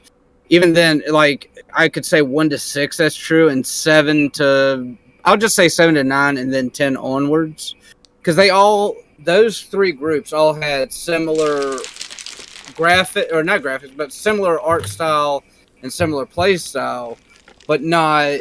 They all together had different art styles, play styles, stuff like that. So it's hard to compare, like, for example, Final Fantasy X or Final Fantasy 15 to, say, Final Fantasy 1, unless you're saying, well, for some godforsaken reason, someone's going to say this, but if someone had a stroke and said Final Fantasy X had a better story than Final Fantasy 1, okay, but in that same sense, you could make the argument. I mean, does it? I haven't played 10. 10 is hot garbage. 10 is a dumpster fire after it's been left out for about 3 years and rained on consistently like it rains in fucking England. Blitzball. That's all I have to say. Blitzball. Okay. But I'm curious if I'll agree with you when I get to 10. But no, but it's like saying, like, but you can make that argument in the same way you can make the argument Dead Island had a better story than like Final Fantasy 1 or Final Fantasy 10 or whatever. They're from 2 completely different game series, but you can argue that one had a better story than the other. So I get what you're saying, but I also kind of get what Kiwi's saying, where I would say in limited cases. if you go outside of FF, how often can you really use that excuse? Like with FF, I would say with FF, probably there's still plenty I think you can compare and contrast between each of the games. But that being said, each game isn't a sequel. They're numbered like sequels, but they're each a. If you're a fan of Final Fantasy, you probably know that, I would say. So outside of Final Fantasy as a quote unquote series, how often can you pull that line though that you can't? It's quote unquote unfair to compare a one iteration to a previous. Like, for example, how is it? Off the top of my head, in my opinion, I can do that. How is it unfair? Like, for example, let me use a specific one. Okay. For example, how is it unfair for me to compare Fallout New Vegas and Fallout 3? Okay, see, I'm actually Now I'm going to For challenge context, that, by the 'cause way, I'm also going to use. for- You can't. No. That's real fair. Real quick, for but I'm context, gonna everybody in stream, Ludus hates Fallout New Vegas. Okay. Oh go no, on. I absolutely hate. But you can compare the two. But I'm going to use the Fallout series. I'm going to do something a little bit different. Okay. And this is the same example of, like, I kind of use Final Fantasy. I'm going to use two other examples, and these are off the top of my head because it's two games in the same series of two completely fucking different genres. The first one is the Fallout series, and that is comparing Fallout 1, Well, 1, 2, 2 in tactics. Yes. So 2, 3, 4, New Vegas, and 76. okay. So I'd agree with. Okay, so if that's the premise, I would agree with Kiwi's statement. It's unfair to judge one installment to another if the change between the installment is genre types. Like if you go from a top-down RPG adventure game to an FPS RPG light game, like the Bethesda iterations have, yeah, I'd say that's unfair to compare them in this sense of gameplay because they're completely different games. Story, I'd still argue you can compare though. Like I'd say Fallout 1 Tactics and 2, I think have better storytelling than Fallout 3, in some ways New Vegas, and 4. Tactics is down there story-wise with New Vegas, but it does have pretty fun gameplay. The gameplay for Tactics makes up for the story. But anyway, now the other example. Same thing, same series, genre change. Warcraft 3 and World of Warcraft. You're taking an RTS to an MMO. True. And so there's no you way can argue there's no way to compare all those. day long. Well, no, you can argue story all day long. To an extent, you can even argue gameplay. Because there are, if you think about it, in in MMOs, you also got to think about, like, setting up a good rotation, especially if you're, like, raiding or doing dungeons. And that's kind of similar to how you have to look at, like, build orders. So you can make an argument that those are similar. But that's really about it. You just got to be a good planner when it comes to either your class in the MMO or but that is still something you can compare. Yeah, like and I'm kind of like I'm the one that's in the middle. I think you're both right, but I also think that it's that to an extent I agree that it's unfair to compare to a previous installment. Because each game in itself, even though part of a series, is an individual, it should also be based on it itself either being a good or a bad game. That being said, can I point out that you can't? It's not like you can. If you can only make a judgment on one or the other. Like I think you can review in your mind I think you can compare and contrast between an entry and a previous entry. And judge it on that, and I think you can also have a separate opinion if you look at it self-contained. Like I think that's what I was going to say. Like in my opinion, like I think you can have both opinions and do both. Right, that's what I was saying. It's kind of like you can say, okay, for me, because I actually do not like this as a game, but I'm actually playing it right now on my YouTube channel because I have to go back to recording because my internet finally got back up. Final Fantasy VIII. It's probably one of my least favorite Final Fantasy games. I haven't played it. Can't comment. And I'm slowly starting to remember why. They took Edgelord and said this would make a great game. Just the word alone. They're like, Edgelord, that's a good word. Let's make a game just based around that word. And yeah, that's what they got. But so Final Fantasy VIII by itself can either be a good or a bad game, and it can either be good or bad compared to the rest of the games in the series. So really, like I said, that's why I think both are right, and it's kind of like I just sit in the middle like, okay, you have a point, But okay, can I interject a point here, because right now I actually thought of something that made me really mad about this whole point. But which point? Wait, which part? The whole you cannot compare the sequel to the game. Like this whole logic is exactly why we're so angry when people say, "Oh, let's just change this very big thing about the story," because who cares? It's just a sequel. If you don't want to make for your game to be compared to a previous game, you make a new game. That's true. You don't call Fallout 3 Fallout 3 if you don't want it to be compared to Fallout 2.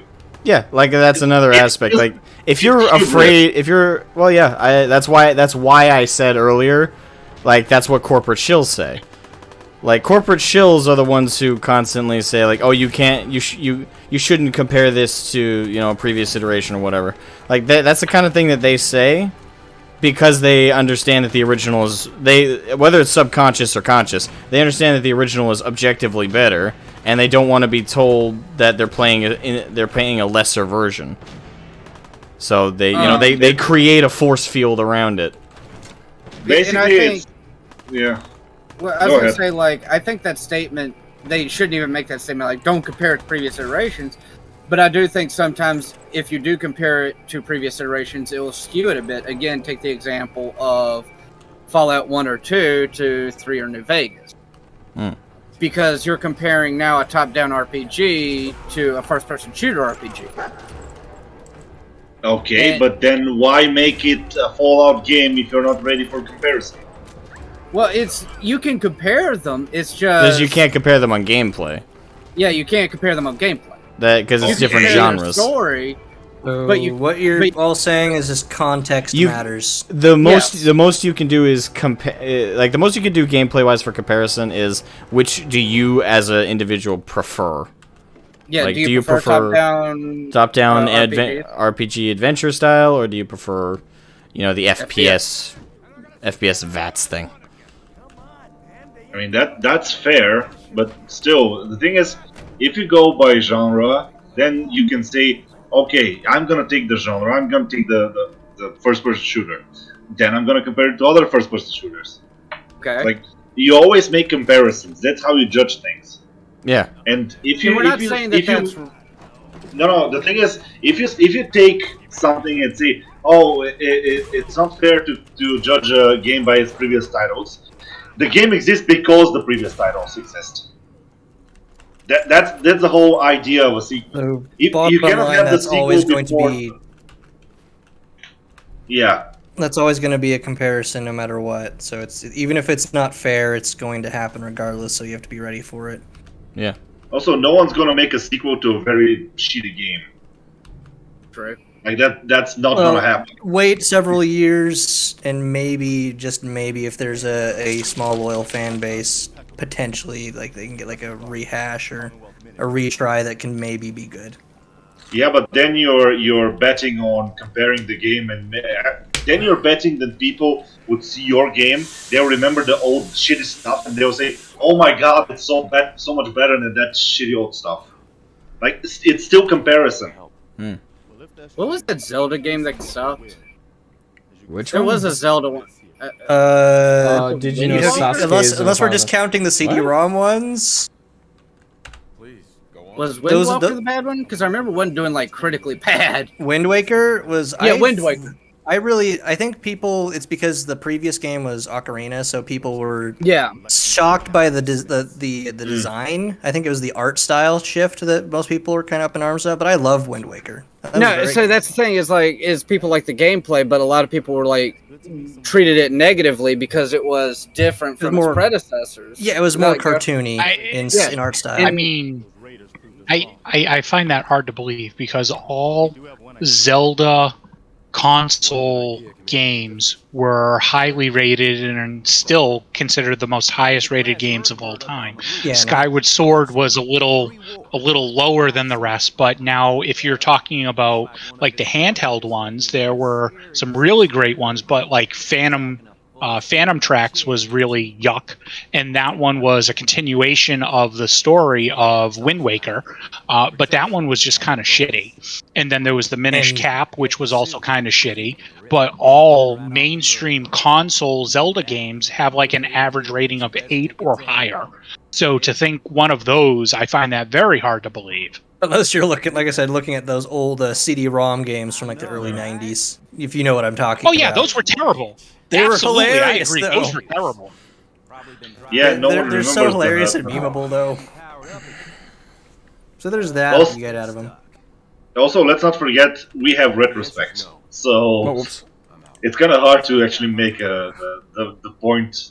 It's kind of hard to argue what was back then when you look at it from now, I didn't mean to. because we know how the popularity went. Well, I mean, you can make that argument, but I think the perfect example that epitomizes the conversation we're trying to have is Duke Nukem Forever, because all the previous Duke Nukem games were fantastic.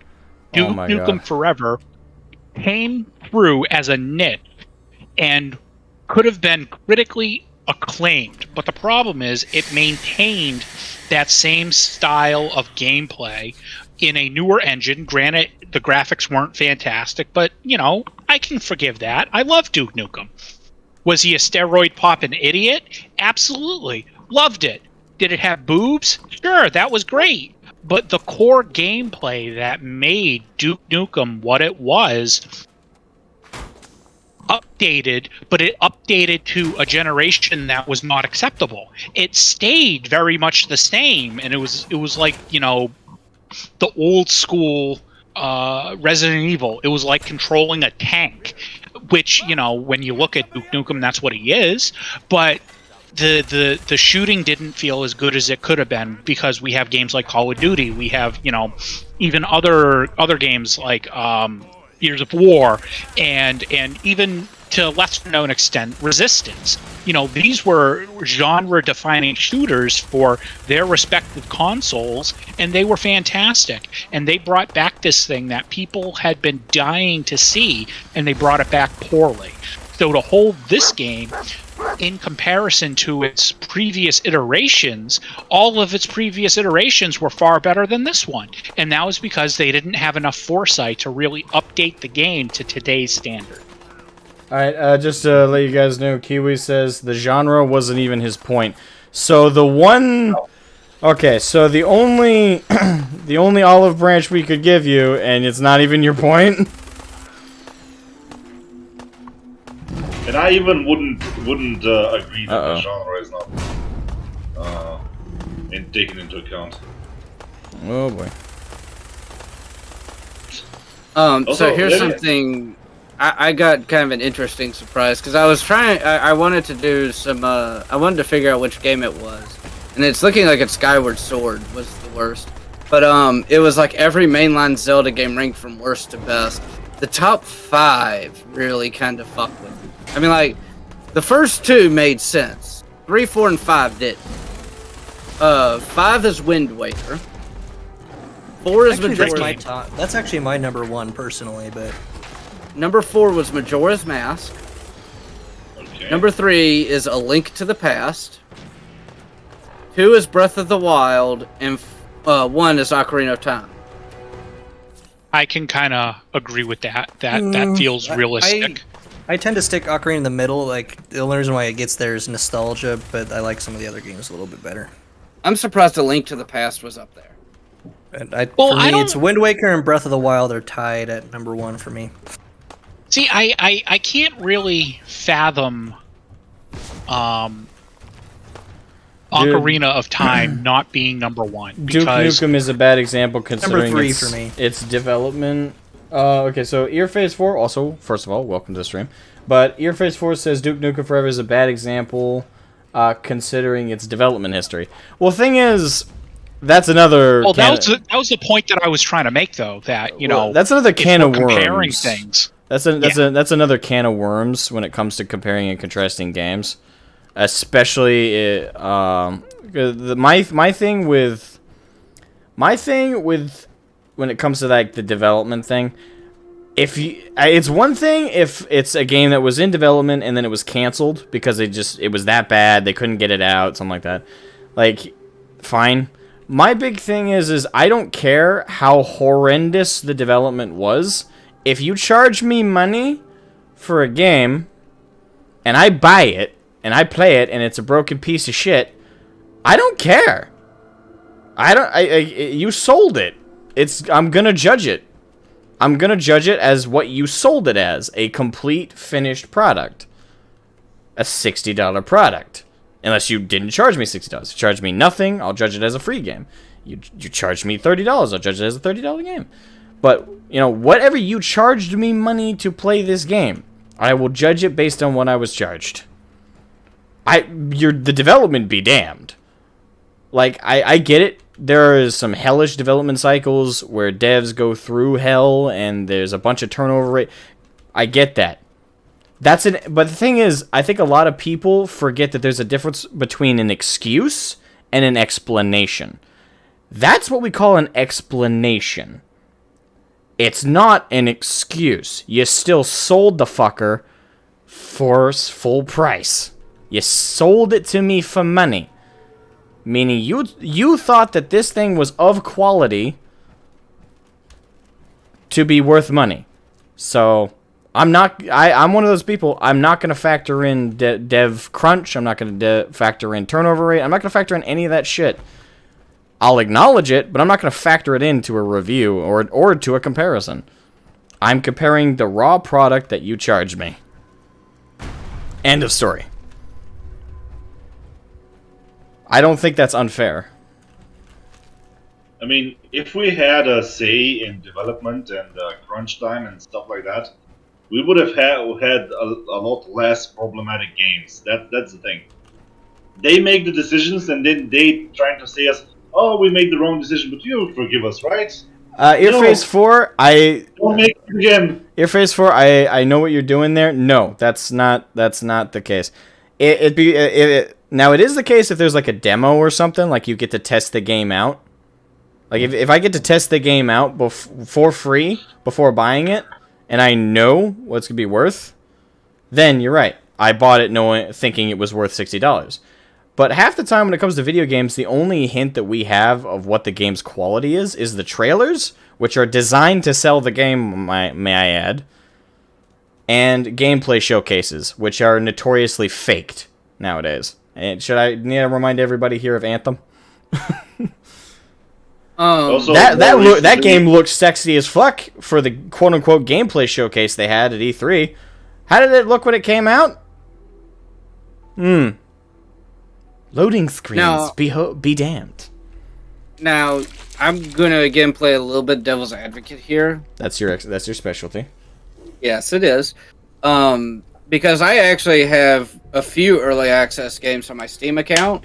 Some of them are misses. Some of them are real fucking wide misses.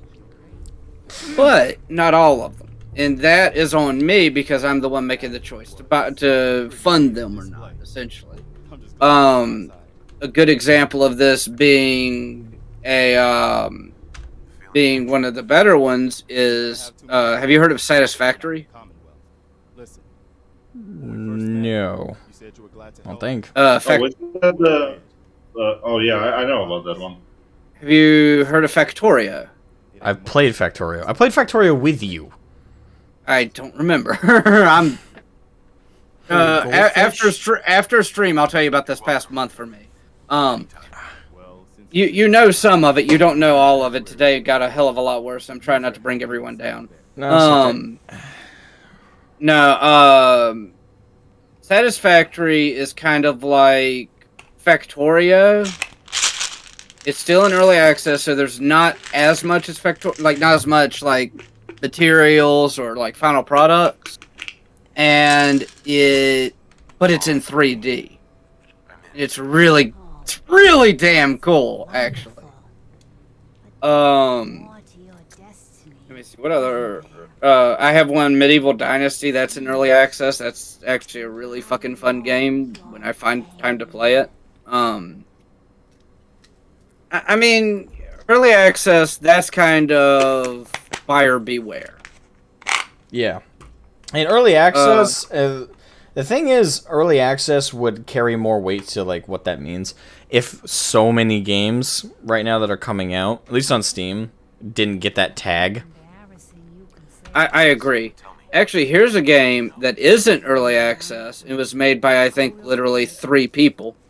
And is in my opinion, better than most games I've played, and that's Kenshi. Can't remember. I think that one was made by only 3 people. It was made by a small ass group of people. But Kenshi is a fun game, but it is unforgiving to the extreme. Well, I think a lot of games like that are fantastic. You know, you take a look at like Darkest Dungeon. Like, it was a team of like 5 guys, and this game has just been critically acclaimed since it came out. You know, and it was an early access game, and it was really good. But then you also got Blasphemous, you got Blaster Master Zero, you got Crosscode, you got Crusader Kings 3. What the hell else is there? There's Fire Pro, Hotline Miami, both 1 and 2. You know, and a bunch of other games like Papers, Please. Like, these were all fantastic small indie developer games that, you know, relied on the community and listened to what the community wanted within the gameplay itself. And because of that, these games are highly touted, and they've made tons of money. Because you figure, you know, Darkest Dungeon wouldn't, that studio, Red Hook, wouldn't exist if, you know, their game wasn't as successful as it was. Symbiaku and Medell, Kiwi used a pretty terrible example. Anthem was not an Overwatch clone. not at all. It was a Warframe clone. And Lee, you mentioned Crusader Kings 3. That wasn't made by a small group that I know of. That was actually made by a studio. Anthem was basically an Iron Man simulator combined with Warframe. Was the best way I know how to summarize Anthem, and just done terribly. It was done by Paradox. It was done by one of Paradox. Yeah. But to your point, John, it was in early access, and a lot of the gameplay changed because they listened to the community as they were giving, like, oh, this feature's broken. Oh, this isn't working the way we thought it would. We would think it would work better if you did this. And they listened to the community, and they made those changes during, you know, the alpha and the beta, and the game got really good reviews afterwards because it listened to the community and their fan base, because these are the guys that are going to primarily play the game. Okay, sorry, I misunderstood. I thought you said it was by a small studio. I was like, hold on a minute, I need to double check this. I know I didn't smoke crack when I was talking about Crusader Kings 3. Hey, Billy Mount. I like waiting to enter into FF14 while watching your stream. I know, right? It's hell of a ride. Alright. Thank you. What are you playing Fallout on? PC. PC? Oh yeah, that's right, you don't have an Xbox. No. Well, I have an Xbox 360, but I don't have an Xbox One or whatever the new one is. I'm gonna send you a mod, or at least the link to it. Can you send me? You want one? Can you send me a link to the mod that the thumbnail is about? Because I've been trying to figure out like what combination of mods that is. No, because like that probably has like about 4 different mods into it. And yeah, I'm too fucking lazy. We're all allowed to have those days. I think one of them's definitely CBBE. Definitely, yeah.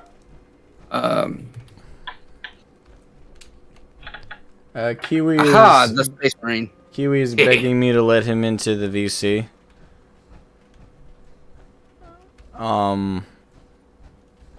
I'm torn because I wanna hear what your perspective is. I do wanna hear that, but at the same time, you know, this server is like my select closest friends, more or less. Exclusive club. Pretty much. Okay, like, this is this exclusive club zone. Ooh, I'm a friend. Awesome. You were in my D&D game. When do we get membership cards and T-shirts? Okay. Well, I have T-shirts for sale. Still, do you? I want. I DM'd it to you, Asma. It's a special suit of power armor that you can literally get at the beginning of the game. But you have to go to the glowing sea to get it. The space. No. Yes. Of course, it's a 40k mod. It's so good. No, hold on. No. Hold on. Before you even say it's a 40k mod, if you even take the 40k part out of it, it's just a good mod because it actually feels like power armor should be. It has a really high health for most power armors, so it actually does feel like you're just a walking tank. Like what power armor should feel like, not like, oh, I just got shot with some small 38 caliber bullet. Oh, look, my arm broke. Yeah, I will say it's pretty irritating being in T48 power armor, and it's like, yeah, my limb just blew off.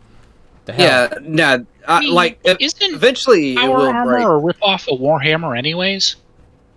Does say that. Because Warhammer came out in like 83, 84, right? So this was well before Fallout. Hold I'd on. say technically the most power armor is a ripoff of Starship Troopers. I don't know who the originator of power armor in general, but that's the earliest one I know off the top of my head. All right. I think there were some earlier ones, but I need. There to might have check. been. I think that was like the first popularized one. Does anyone object to me inviting Kiwi to the server? I have no objection. I don't mind. Your server, so you decide. I am actually looking for where the inspiration for the power armor came in. Okay. Wait, which power armor? Fallout's power armor? Fallout. I know that like conceptually there was earlier ones, but I'm just saying like, Starship Troopers was like probably one of like the first like widespread one that people have seen or read. Let's see. Kiwi's gonna be the first new member to this server in 9 months, give or take. Maybe. We figured it out. It's all a lie. Asmogan was pregnant with it. Hello? Yeah. There's a lot more people in here than I thought. Yeah, there's a lot of introverts on my No, my in the close friends VC, I mean in general. I thought there's only like you and maybe 3 other people. No, there's about 200 people. No, I mean I'm talking about in the VC like right now. Yeah, and there's a lot of introverts on this server and in this call. Welcome.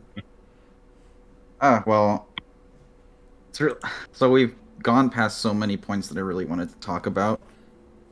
Thank you, chat delay. But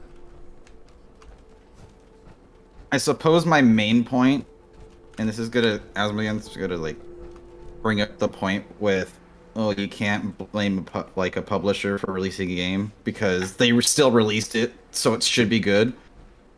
Yeah, absolutely. Since we're on the topic of Fallout, I'm gonna go ahead and point out Fallout 76, which is a shit stain, and should not have been released. And what I'm saying is, it's unfair to judge other games on previous iterations, is because almost every game, unless it's a really small team, almost never has the same people working on it. So it's basically like grading another person's homework. It doesn't matter that you don't care. And it doesn't matter that you think it matters. It doesn't matter. It doesn't matter. It doesn't matter who's working on it. It doesn't matter who. No, it doesn't. Especially. Okay, so that is the a person terrible working next to you getting an F on their test, and then you get that grade. That is not a fair comparison because it's completely. It's the same thing. No, it is not. You know nothing of game development, Kiwi. I did indie game development. Assets are saved. Programs are saved. Game development is not AAA game development. It's the same exact thing, just smaller scale. It's the same thing. Do you think magically Bethesda deletes everything to do with Fallout 3 when they started development on Fallout New Vegas? No. They didn't develop Fallout New Vegas. Do you think they deleted everything? Do you think they deleted everything for assets of Oblivion? They made a great game. Fallout New Vegas. That is completely ridiculous. That is completely ridiculous of a point. Companies save assets. They have internal history. They don't just magically delete everything. So let's say they magically fired everybody, every single person. Assets don't make a good game. Shush. Let's say they magically fired every single person who worked on Fallout 3 when they started development of Fallout 4. Magically. There's still developer notes. There's still the original code. There's still the original game itself that they have the build of. They can look at the programming. They're using the same engine. They're also less experienced. Okay, hold on a minute.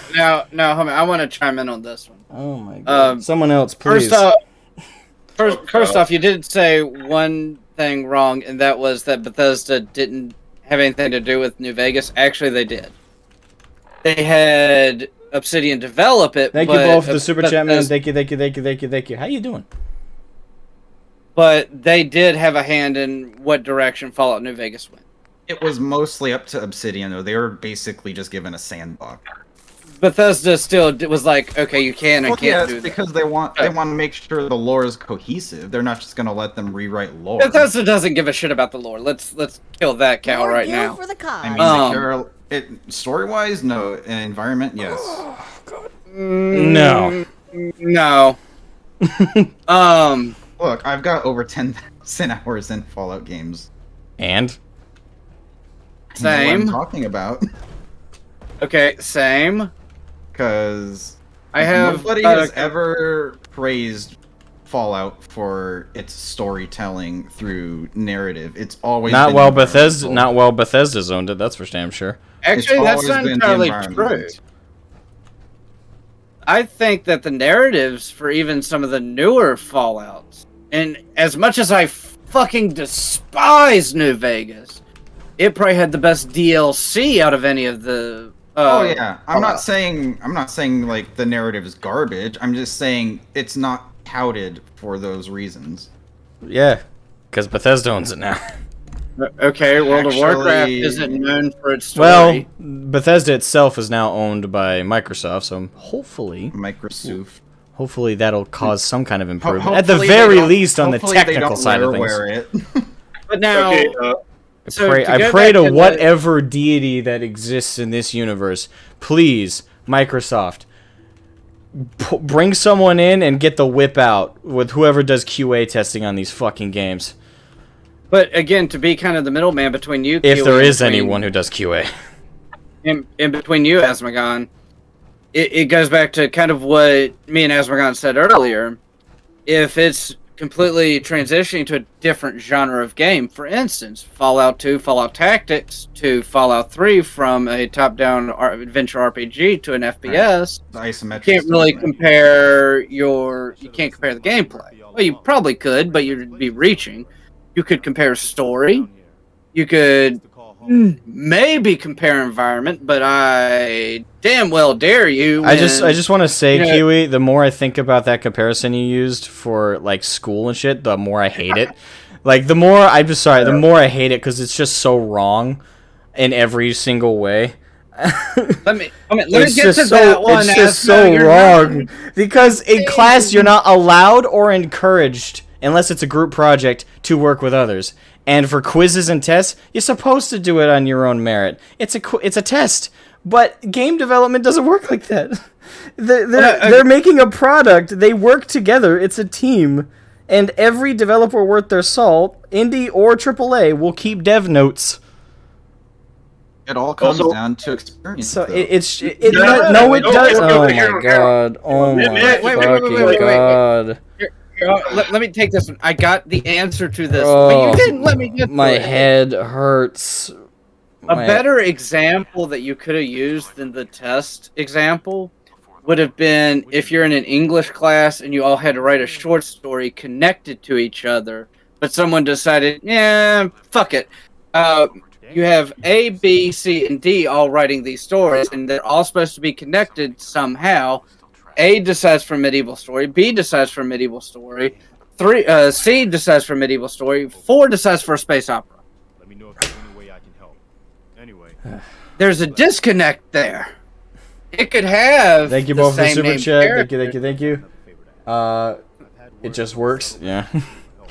It just works. It could have the same technical story of a good versus an evil, or like the fallen hero, or whatever. It could have the same theme, but you have 3 people that chose a medieval story, and then you have the space opera dude sitting in the corner, probably eating a crown. So, you know, future it's kinda, Marine, I see. Yeah, You know, he's powdered the crayon and is snorting it. but so you have that disconnect there, and that's kind of the point where, okay, and to even use Fallout's environments as an example, since that's one you actually use, that's even a hard one to do from the original games to the newer games, with the exception of New Vegas, because 1, 2, and New Vegas take place on the West Coast. Tactics takes place in fucking Colorado.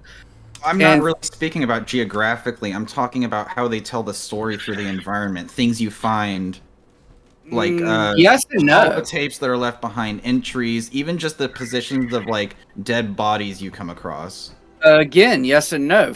4 tells the history, but the story in 4 is you're trying to save your son, and spoilers for a almost decade-old fucking game. You find the bad people, and your son controls the bad people because you are in a fridge for so goddamn long.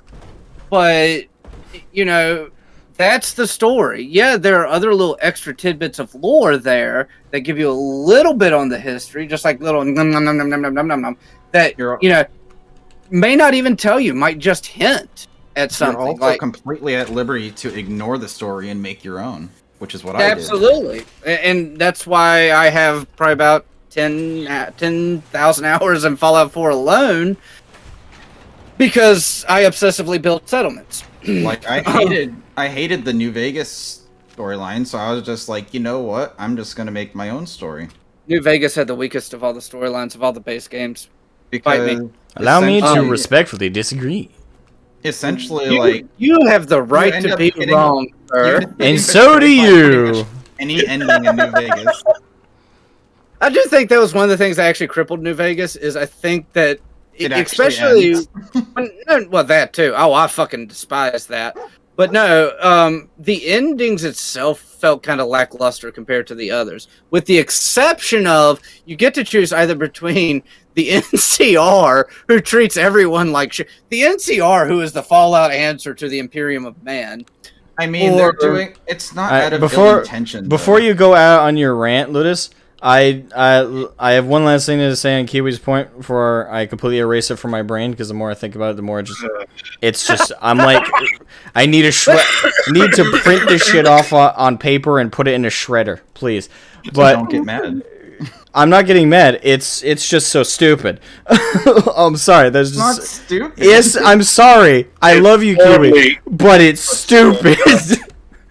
Oh my god, it's like homework, and it's like a test in a class. No, it's fucking not. No. Okay. Oh my god. Anyway, no. Shush. Talking about the test part. We're talking about getting graded. Shush. Okay, can I make now that's what I'm going to address. That's what I'm going to address.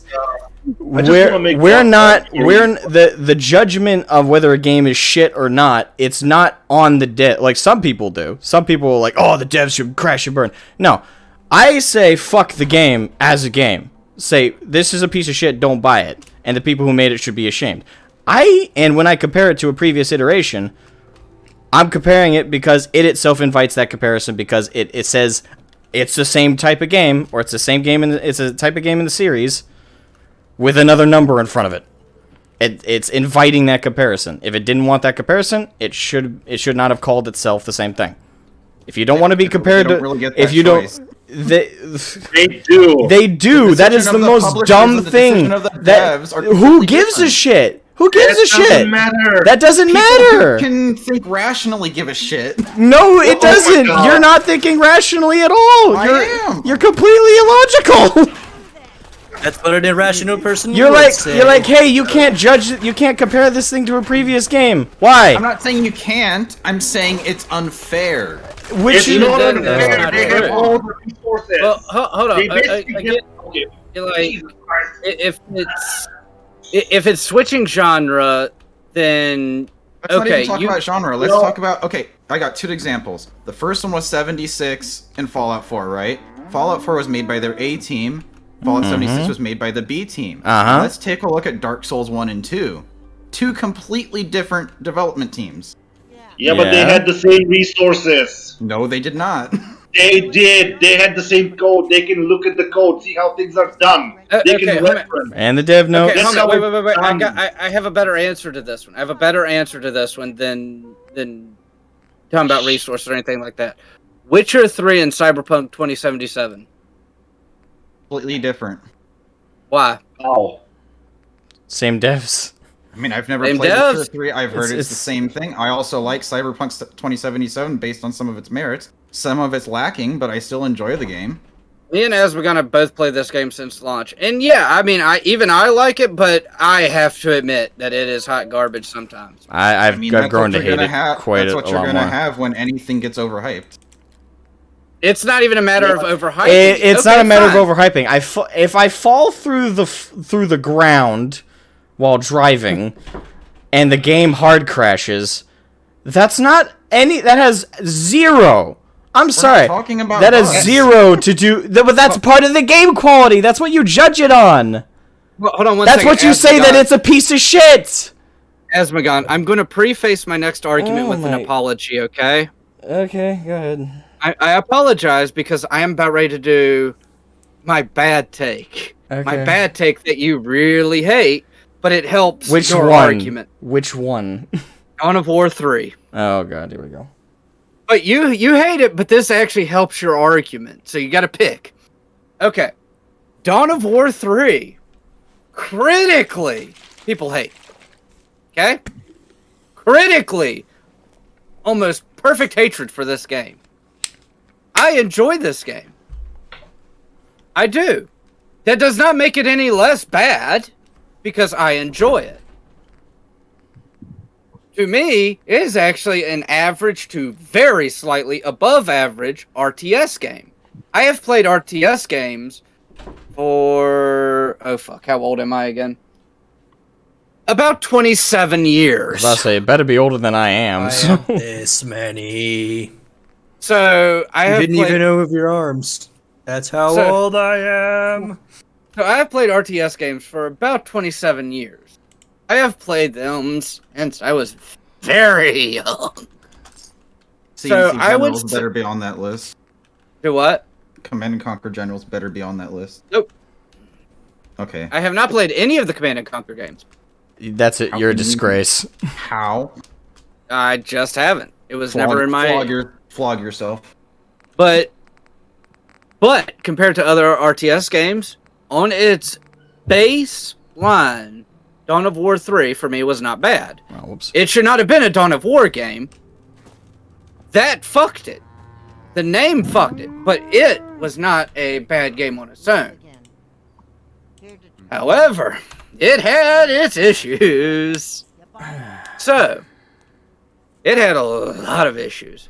Me liking it does not change that I didn't see those issues. I have played lots of RTS games with fucking issues. Worse than that, unit pathing is a bitch sometimes. But trying to say that because you have a new development team in the same company, like Asmogan said, it's the same company. They have the previous assets. I don't care what anyone says. They have all the tools they the need. previous assets, but they were also handed an overly ambitious project. Okay. Oh my god. So was Obsidian Games. Then you with all increase the assets. development time.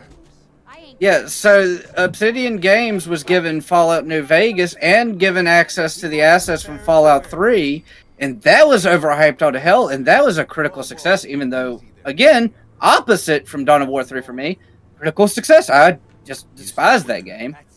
And so, like, your argument is either that even though they have access to the assets, it's overhyped, and that's why it failed for Dawn of War 3. They have access to the assets, and it succeeded for Fallout New Vegas. It's the exact same thing. Exact same thing. Two different results. They were both overhyped. One succeeded, one failed. Asmogan just died. So it's kind of like, let's go to a different one. When games switch genres, does that make them better? Does it make it worse? let's look at neither. Different. It makes them different. different. Exactly. I don't agree with any notion that can be a grounds for it's better or worse. That's just an opinion. It's a preference. It's not genre. even an opinion. It's just factually different. That's where I was going with it. But that's what you were saying is it's unfair to compare it to a previous game. Well, yes and no. Is the previous game in the same genre as this? Again, look at the two examples I gave: Fallout 3 to Tactics and 2, or World of Warcraft to Warcraft 3. It's really hard to compare those on anything except for story. Warcraft 3 and World of Warcraft, maybe graphics. You could argue that one, but you're reaching. Right. But, trying to compare it, saying it's unfair to compare it to previous iterations, okay, let's go by story. There were a fuck ton less retcons in Fallout 1 and 2 than there were just in 3 and 4. And I get why they did it. New company, wanted to play around a little bit, make some shit make sense. Okay, cool. I get it. Tactics, it's sitting in the corner drooling on itself. Had a really, really fucking weird stories. Had death claws that talked. That didn't make any sense to me because technically they don't have vocal that weren't cords. even released. Like Van Buren. But yeah, so I mean, like, the games are going to have retcons. So, okay, let's use 76. 76 was overhyped. 76 was a garbage fire. I like 76 because, again, I love the settlement building concept of it. I just like those types of games. I just like the Fallout universe, and I did like 76 a lot. Give me a reason really other than boring, settlement building. I like the environment. I like exploring. I like finding things. And the devs for Fallout are really good at hiding things in nooks and crannies. Asmogan? What? You don't get to say shit about my bad take about 76 ever again. Okay. No, hold on. Kiwi's terrible takes are no basis for my judgment of your terrible takes. Oh, no. I'm saying just on 76 specifically. Why not? It's still a take. No, my argument is I just like the settlement building and the resource gathering. That's it. Because that's like the MMO stereotype for me. Because I love WoW. And that's part of the reason why I love WoW is just I can go pick a flower. Ooh, I can go mine the ore. Shit like that. I like that because I'm ADHD. I don't see Fallout 76 as an MMO. I see it as Fallout 4 with co-op. Exactly. That's the whole point. Well, factually, you're correct. But Bethesda have claimed it's an MMO. So that's an argument. That's an argument. Let me own a private server. That's an argument of perception versus what they themselves have tried to categorize it as. I would agree with you, like I do, on that basis. It's not an MMO. It's Fallout 4, but with multiplayer. But they themselves have. I don't know why. I think they think it sounds better, but they themselves are like, no, it's an MMO. Well, I mean, they say the same thing about Destiny, and Destiny's not an MMO. Well, I think I can understand why they claim that 76 is an MMO instead of Fallout 4 with co-op. Because it sounds better? No, because it's the story style. Think about the story style. Compare the story style of 76. Finger quotes. Well, compare it to, say, Fallout 4, and then compare its story style to, like, RuneScape or World of Warcraft. You can compare its story style to World of Warcraft easily. I just got a nice 70s porn star stash. Thank you. I should have named him Porn Stash. Damn it, missed opportunity. But you know what you should have really named your face, Asmogan, since you're going back to the diner anyway? Bullet Magnet.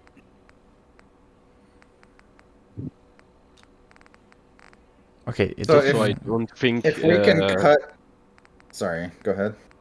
Oh, no problem. I don't think that Fallout 76 was called an MMO because of a story style. I really just think it's because MMORPG is a very popular term.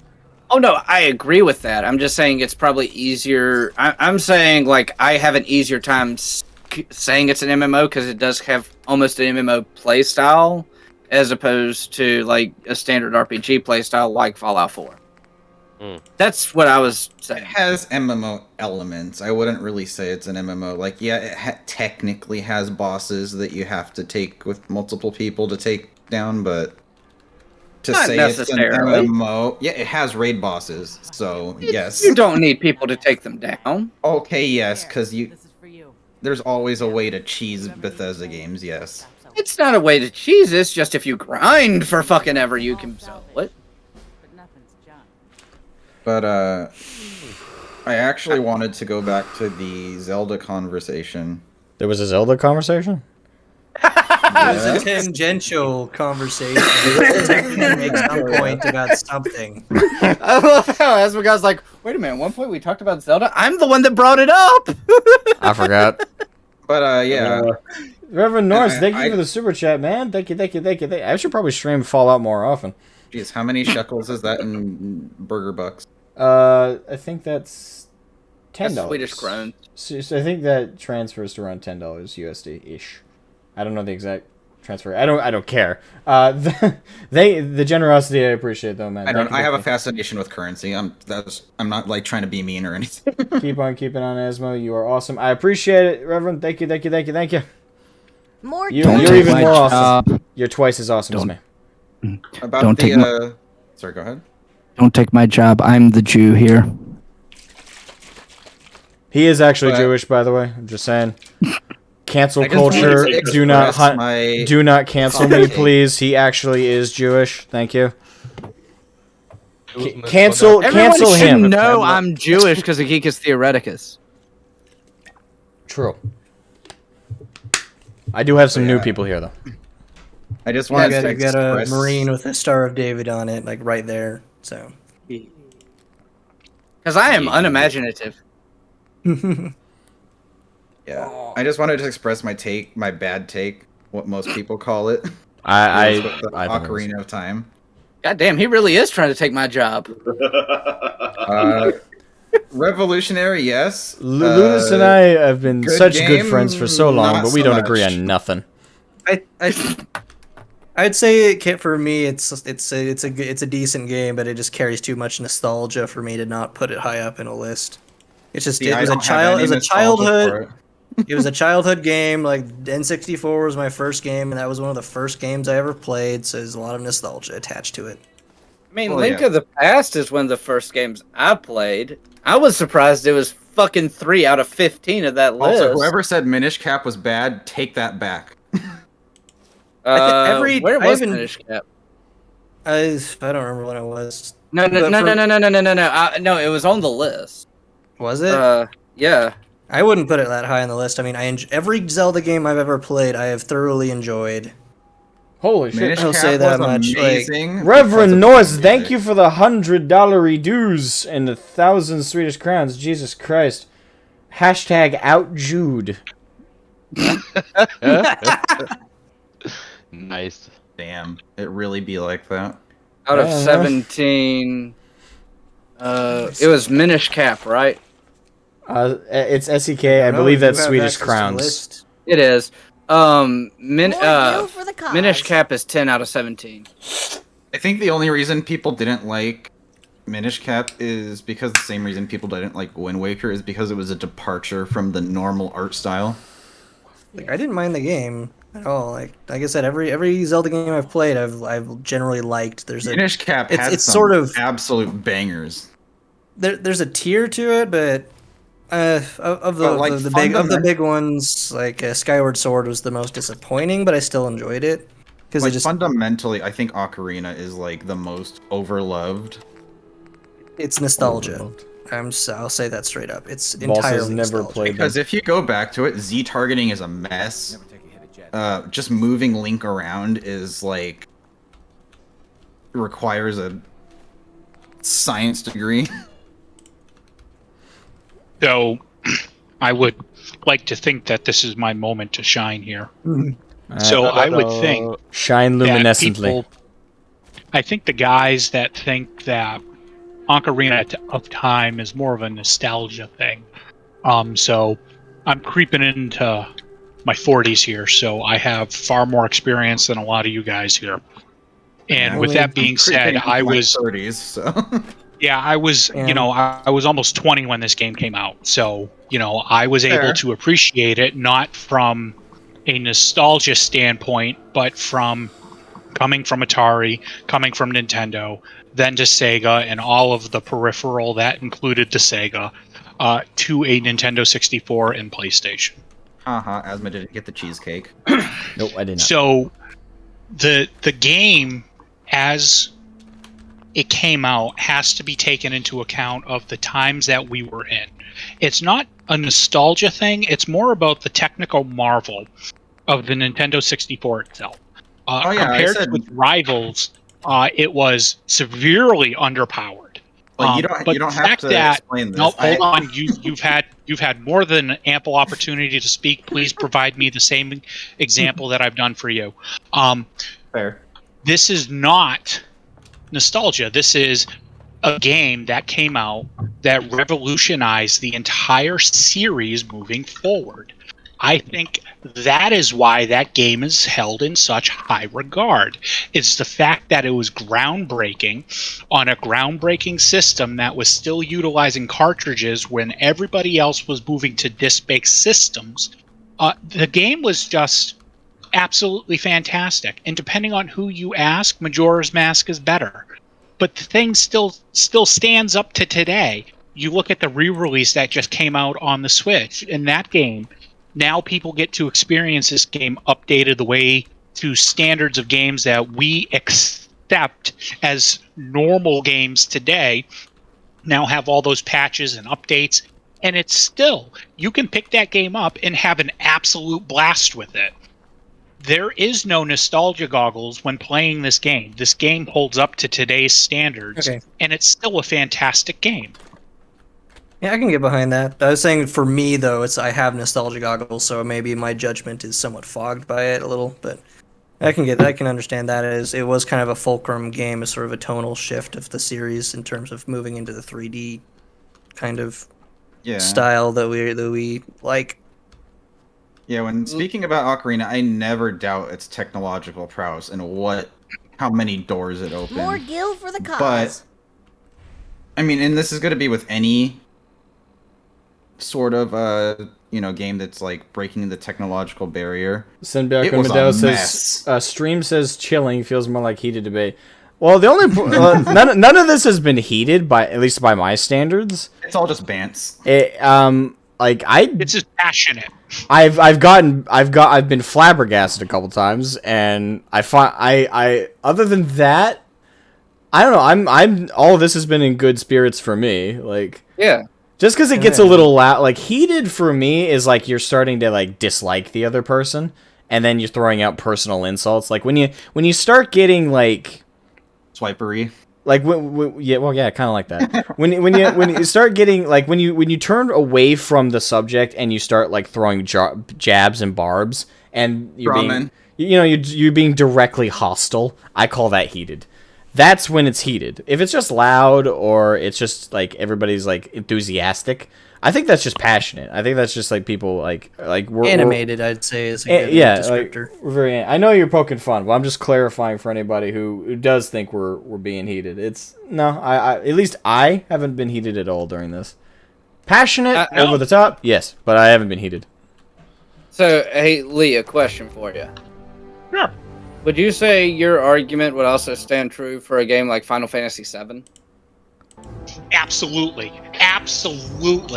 So, I will put on my nostalgia goggles for Final Fantasy VII because I enjoyed the game that much.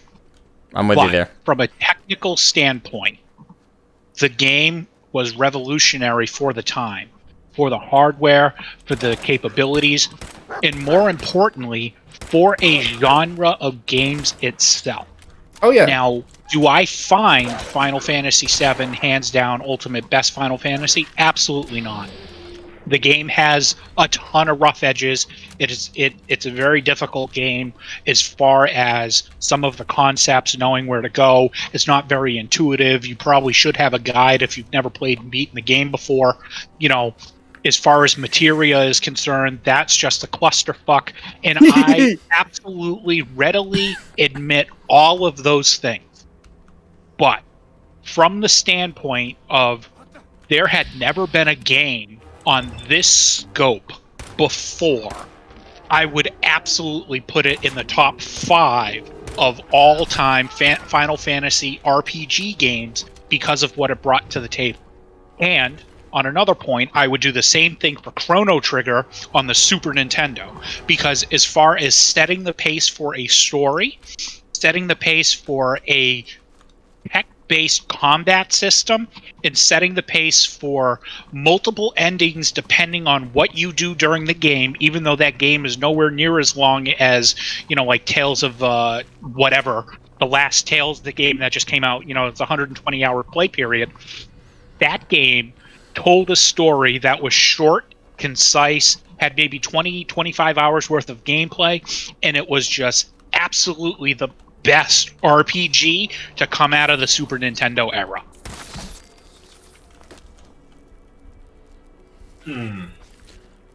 Okay, just because I want to poke this particular bear. What would you say is the best Final Fantasy then? 14. Out of the ones I played, 14. I know. I was asking Lee. I would probably say 6. As far as what we know as 3 here in the States, not everybody knows that. I would say Final Fantasy 6. Okay. That one, as far as story, branching stories, a story told from multiple perspectives instead of a nameless, speechless protagonist. This story was told from the viewpoint of like 7 different people, how they all came together to save the world, as all these games always do. Yeah.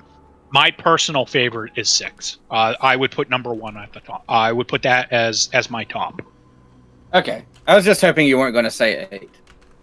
The only other one I've played is Crisis Core. Because you were talking. Oh, good. I was going to say, because you were talking about the materia system being a clusterfuck. It has nothing on the Guardian Force system from 8. I haven't played anything past 10. I'll be honest. The Guardian Final Force Fantasy system. 10 was the last one I played. The Guardian one with 10-2. lightning. I played it for like 2 days and I was just like, this is terrible. I want nothing to do with this. Yes! Someone agrees! 10 was with lightning, right? Or was No, 10, no, that was 13. 10 was Titus. Oh, okay. Yeah, and the awkward fucking No, I laughing like scene. 10. No, I did like 10. That, I 2. I deep. Oh, yeah, I did Laura on that laugh. That was intentionally like that. I don't give a shit if it was intentionally. It was dumb. Something can be dumb accidentally or intentionally. It was supposed to be like a forced laugh. Okay. So it's intentionally bad. It's literally the difference if someone falls down and lands on a butt plug as opposed to being thrown onto it. Same result. It's both are going to be bad. One was accidental. One was on purpose. They both still suck. Because like the Guardian Force system, the way it works is so damn stupid. Because there's 2 leveling systems in Final Fantasy VIII. There's the characters, which means nothing. And then there's the Guardian Forces, which means everything. And you have to unlock them by drawing them from bosses. They don't even tell you unless you draw them from, unless you're like super obsessive Is 8 about the one it. with the gun sword guy? Yes. Okay, yeah. Yes, it's that dumpster fire. That is that's Squall, right? Yeah. Yeah, that's him. Yep. I prefer Cloud in terms of, I prefer Zack. I prefer a hot poker to the fucking eyes. Wait, you don't like Cloud? Zack No, Sparrow I is a don't better like Cloud. Squall. Well, Zack is Cloud. Oh, well, Cloud is Zack, to Well, be yeah, correct. the 2 of them, yeah. There's that whole lore bit. I learned about the is it Crisis Core? That's what it's called, right? Yeah, that's the PSP one. Yeah, I didn't actually get to play that on PSP. I found out about its story later on. You don't even need to do that for its story. It's that particular story branch. Yeah. I remember being talked about, but I don't remember any of it being showcased. No, it showcases it. Crisis Core is basically like Zach's. I'm gonna be replaying 7 once I get I'm playing through all of the Final Fantasies. I'm on 1 right now, so I'm a ways away. But when I get back to 7, I'm gonna double check that. But I don't, in my memory, I don't remember it being like fully showcased. I can probably tell you why, because it's an optional thing. You actually have to go looking for it. Speaking of the Tales games, I think the only one I've played was like Fantasia, and like the SNES one. Oh, the original? Oh, yeah, that Tales one of Fantasia. Fantastic. That one was, yeah, it was amazing. So, if you want really good Tales games, so this is my series. This is what I play. I bought all the games. I bought all the Japanese exclusive ones. That's just me. I'm weird, but I've had a strange addiction to these. Ones that are really good. Tales of Vesperia, Tales of Zestiria, and Tales of Symphonia. Those are probably the 3 highest rated ones that I would recommend anyone to play. If you wanted to try and get into the Tales series, any of those 3 are fantastic. Tales of Symphonia it's older. They have come out with a remastered edition that you can get on any consoles or PC. But the original one came out on the GameCube, so, it's a little old.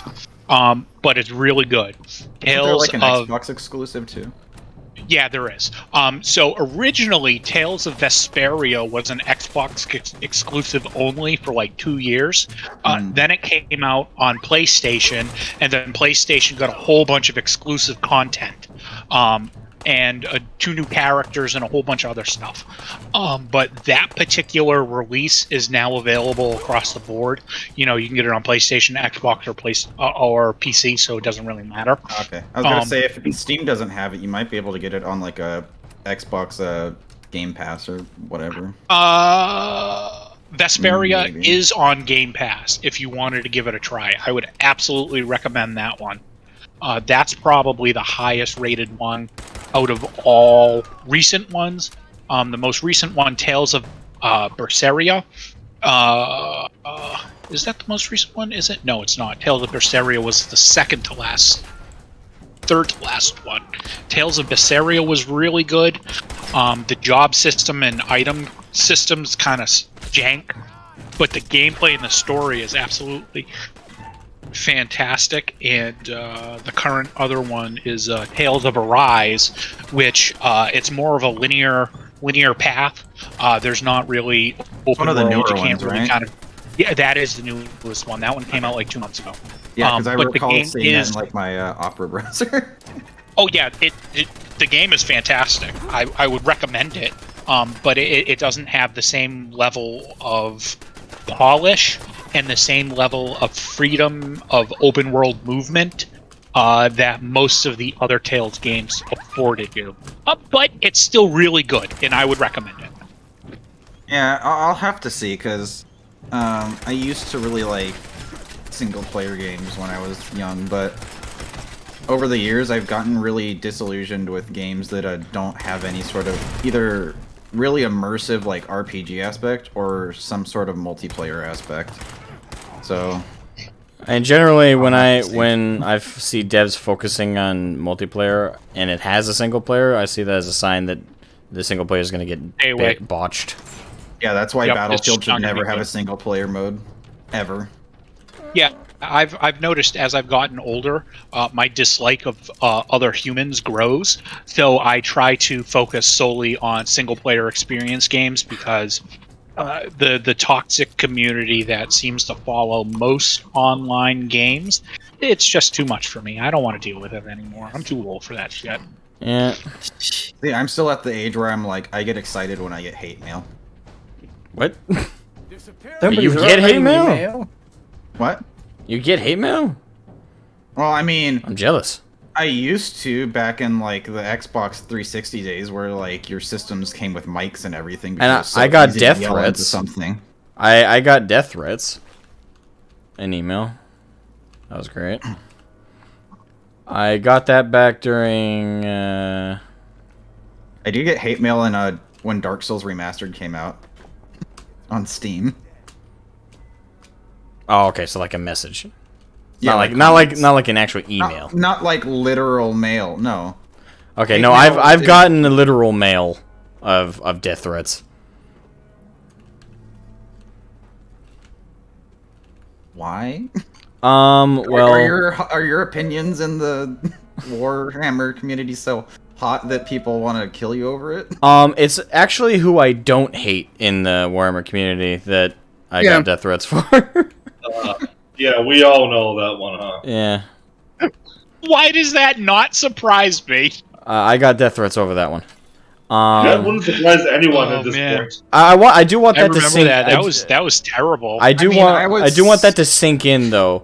I got a death threat for not hating someone. Not really for much else of an extreme opinion. I just didn't hate someone, and I just told everybody, you know, like, hey, maybe use a rational brain when you're looking at the controversy with him. That's pretty much all I did. Like, I didn't do anything that extreme. I didn't tell anybody what to Dare not think. hate the literal Satan of our tribe. But for some reason, I got a death threat for saying, hey, maybe it was just a really dry, bad take / joke. Like, call me crazy. I mean, I was socially crucified for not hating 76. Yeah, but well, the nice I thing mean- about that though is 76 is I wouldn't call it respectable, but at the very least, it's playable now. I've actually enjoyed my time that I've had with 76 in like the last 2-3 months with plan on all the going back updates, to all it, the yeah. patches. It's pretty good now, and it's stable. It runs really well. You know, it's just a shame it took so long, like 76 for Cyberpunk 2077. You know, if you look at the Steam reviews of 2077 right now, it's killing it because all the patches are finally in place. The game runs really well. The weather's there. You know, all the things that we were originally promised this game was going to have, it's now finally all there. And I hate to say it, but you know, Red something. These CD guys, Projekt Red? the developers, CD Projekt yeah, Red, yeah. yeah. This These is- guys, this is the second time they've done that because they did it. They did the same exact thing with The Witcher 3. Witcher 3 came out, people shit all over it because it was a broken pile of mess. We're sorry, and then they fixed it in 6 months, and it's now one of the highest rated games of all time.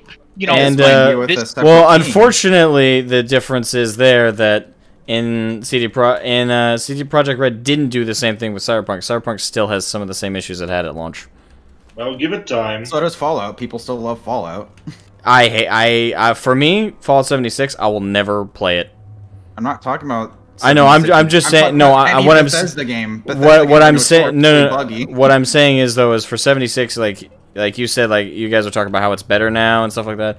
For me, I don't care.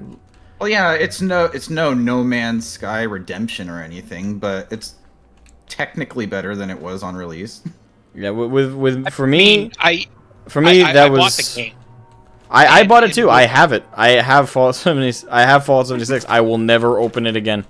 I almost bought on principle $300 thing, and then I canceled. It'd be one thing if Fallout 76 came out with a few game breaks, like maybe it crashed a little bit when you did a certain activity, or maybe it had like this one thing where you fell on the map. It's just the insulting level of Gross incompetence. The gross Absolutely. incompetence and pure disrespect they had for us players, launching it like that. You know, like For me, that was just too much. Your point. For me, that was just to too your much. point, you know, one of the biggest things with Fallout is the NPCs. Yeah. That is what made most of the Fallout games really enjoyable. You're able to experience this world and this lore with all of these unique individuals that are part of it. Right. It didn't matter if they only had 4 voices. It had nobody. It had fucking robots. What are you fucking serious? You took out one of the biggest things that is the hallmark of your game, and you just left that out? What is wrong with you? I mean, I think they didn't at first. They didn't want to from a lore perspective. Yeah, because 76 is supposed to take place. To be like right after the bombs went off. Yeah, 76 is supposed to be the earliest game in the timeline, and the idea, in air quotes, that they had was that this is before, this is before any kind of new, like quote unquote new. This is before any new survivors kind of began building again. So the idea was you're the first survivors. To actually leave the vaults and start reclaiming the wasteland. That was like their selling pitch. But I think that's kind of bullshit because from lore perspective, there should have been some people around. Yeah. As far as I mean, yeah, there were because we see dead people, but they got vaporized. No, not dead people. Actual living people should have been around in that specific area because I mean we're confined to West Virginia. Yeah, I can't. think so, yeah. Don't ask me. I don't know about West Virginia specifically. I do know that there were people that were not vault dwellers that were still alive in the wastelands. I mean, it was very common to have personal bomb shelters like in your homes in the Fallout universe. So, I mean, yeah, they lived under constant threat of. They basically lived what what the 80s, like the people who grew up in the 80s lived through, but on crisis. Yeah, like but like in the extreme, like it was even worse in the Fallout universe. It's like that, but like multiplied by 10. What do we want to know about West Virginia? In the Fallout lore, were there survivors out in the wastes that were not from the vaults? Yes. Okay, so there we go. Also, the whole idea, we're gonna make it so there's no one outside the vault. Well, that would have worked if you were on your own. Not when there was like 500 other people just running around. Well, the whole reason that there's multiple people is because, like, the vault that you're from is one of the ones that actually weren't screwed with. It wasn't an experiment. Well, I thought and actually, I don't think that's it. I thought the social experiment with that was that they were the first to go out into the wasteland. It was still experimental, I think. It just I think there's it's not like it's not as in depth as the other ones. I don't think it was. No, they knew because the promotional material for the game was the vault overseer basically explaining to all the vault residents that like you're the future. Like, this is a mission, not an experiment. So that tells me it is in fact actually an experiment. They all come from you're the future. Canonically, there are the overseer is probably taking notes on who dies and how. No, because the overseer is the person who goes into the wasteland. Well, the second overseer, because I think the first one dies, and then the lady takes over that you're supposed to find in the loosely put together story. To your point, Kiwi, Vault 76 was one of the 17 control vault. This one was not. Yeah, it was not supposed to be any experimental. So they weren't fucking with this one. So from both perspectives, it's still a true statement. Even though it is a control, they can still gather results from that. So in theory, it's still technically an experiment, but at the same time, they weren't actively experimenting on the people in the vault as they were just mostly all the other. Exactly, as all the other vaults really were. Yeah, I don't know. I don't know if Bethesda is sticking to this, but didn't the old developers, like for Fallout 1 and 2, say that the reason Vault-Tec was doing that was because they were... It was supposed to be experiments for space travel. Like the social experiments were to see like how humans would handle extreme environments and extreme circumstances.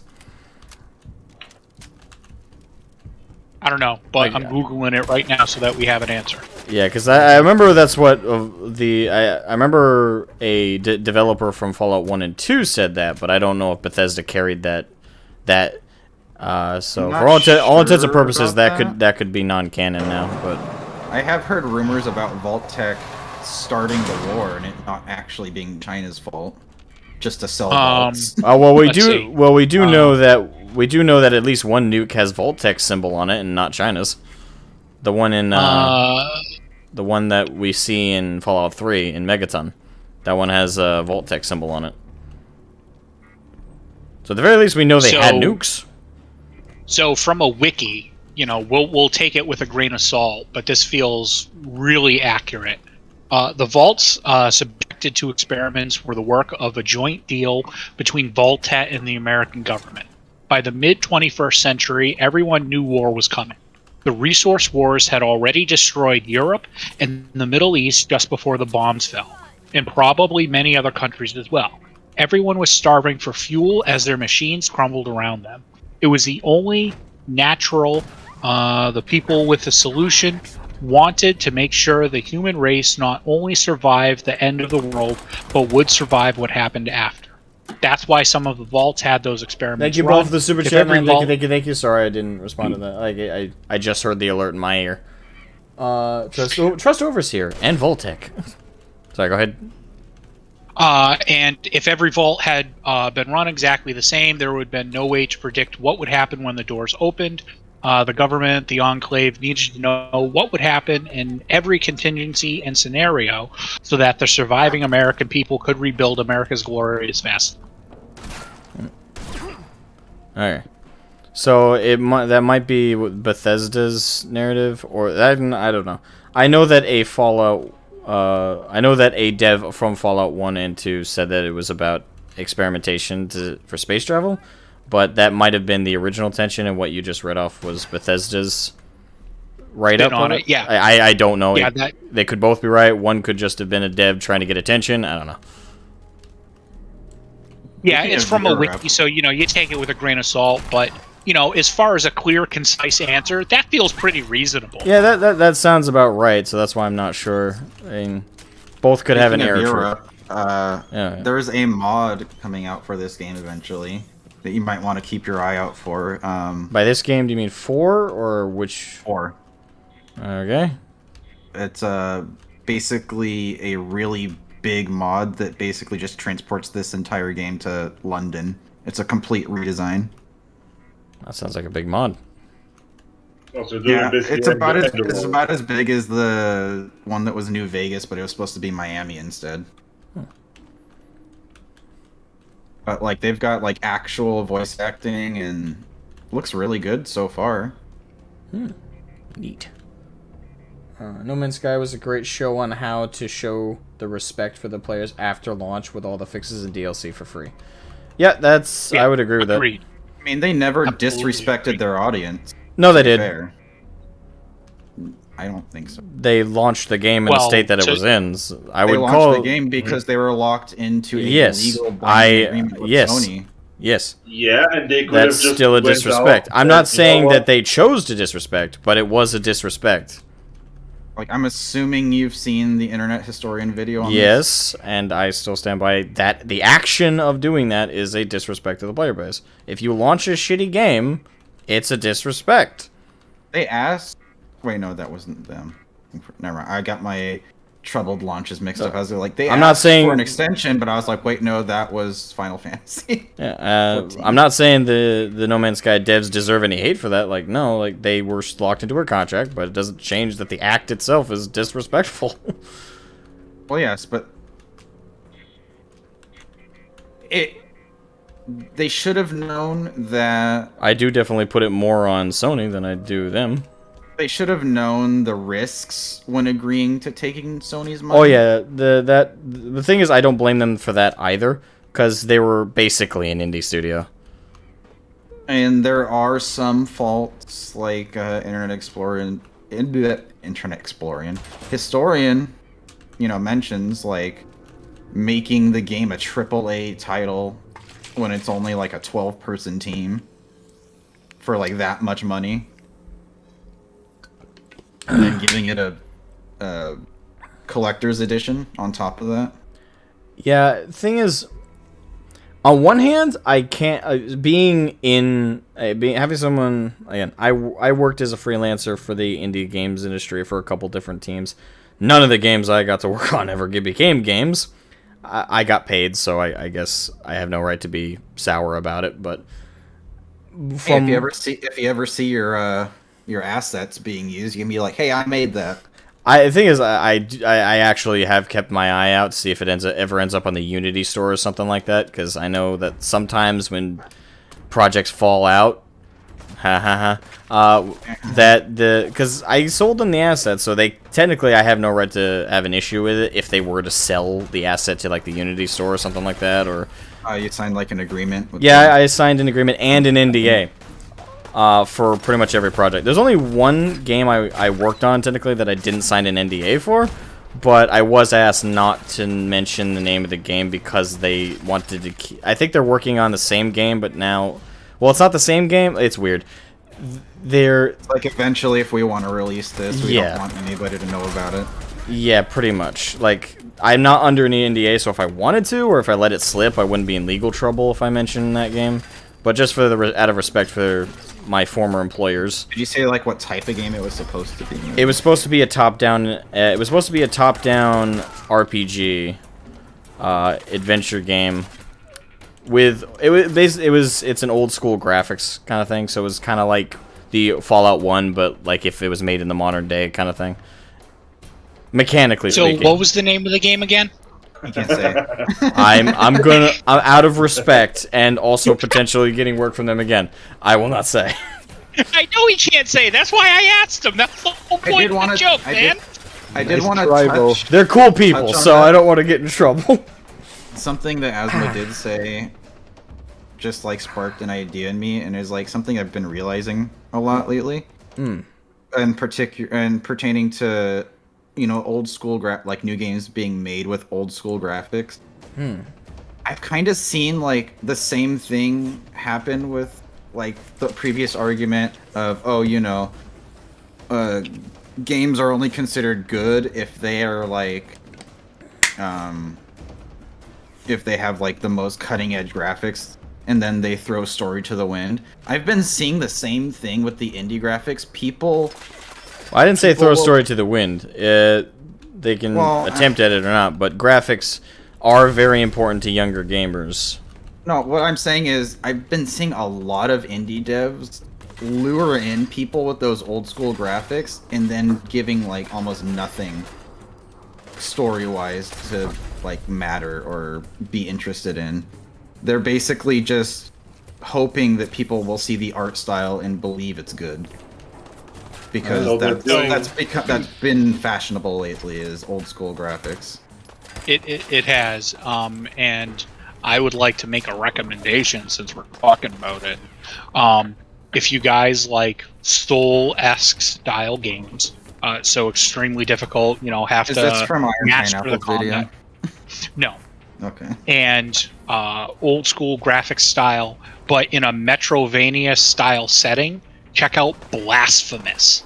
It dives deep into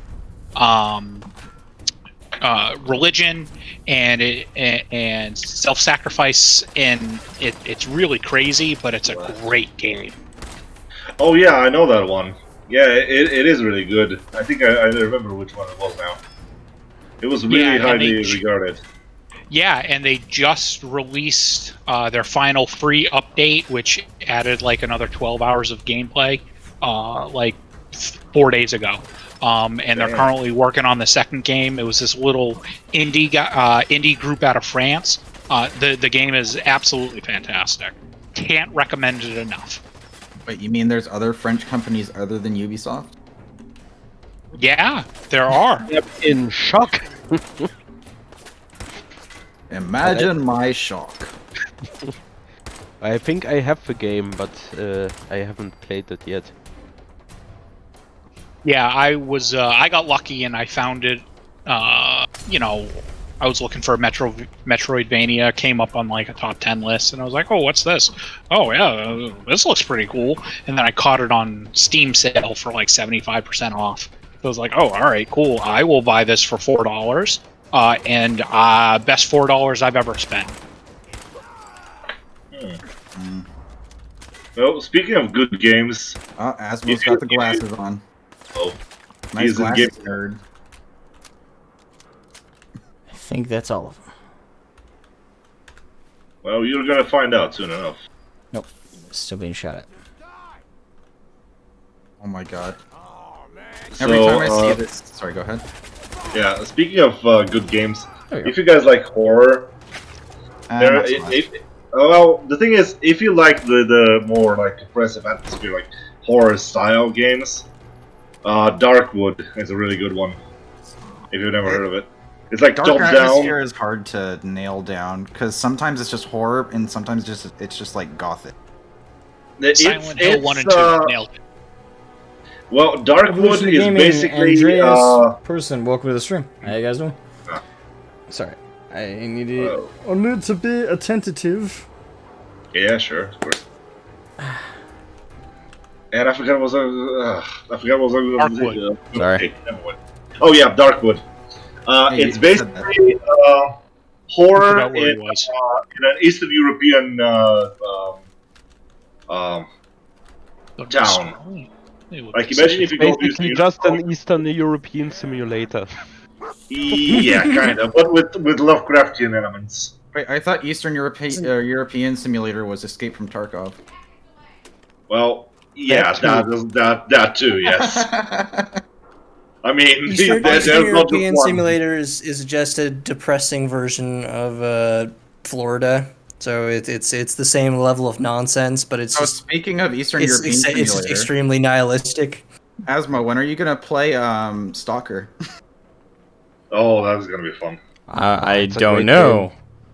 It's pretty far down my list.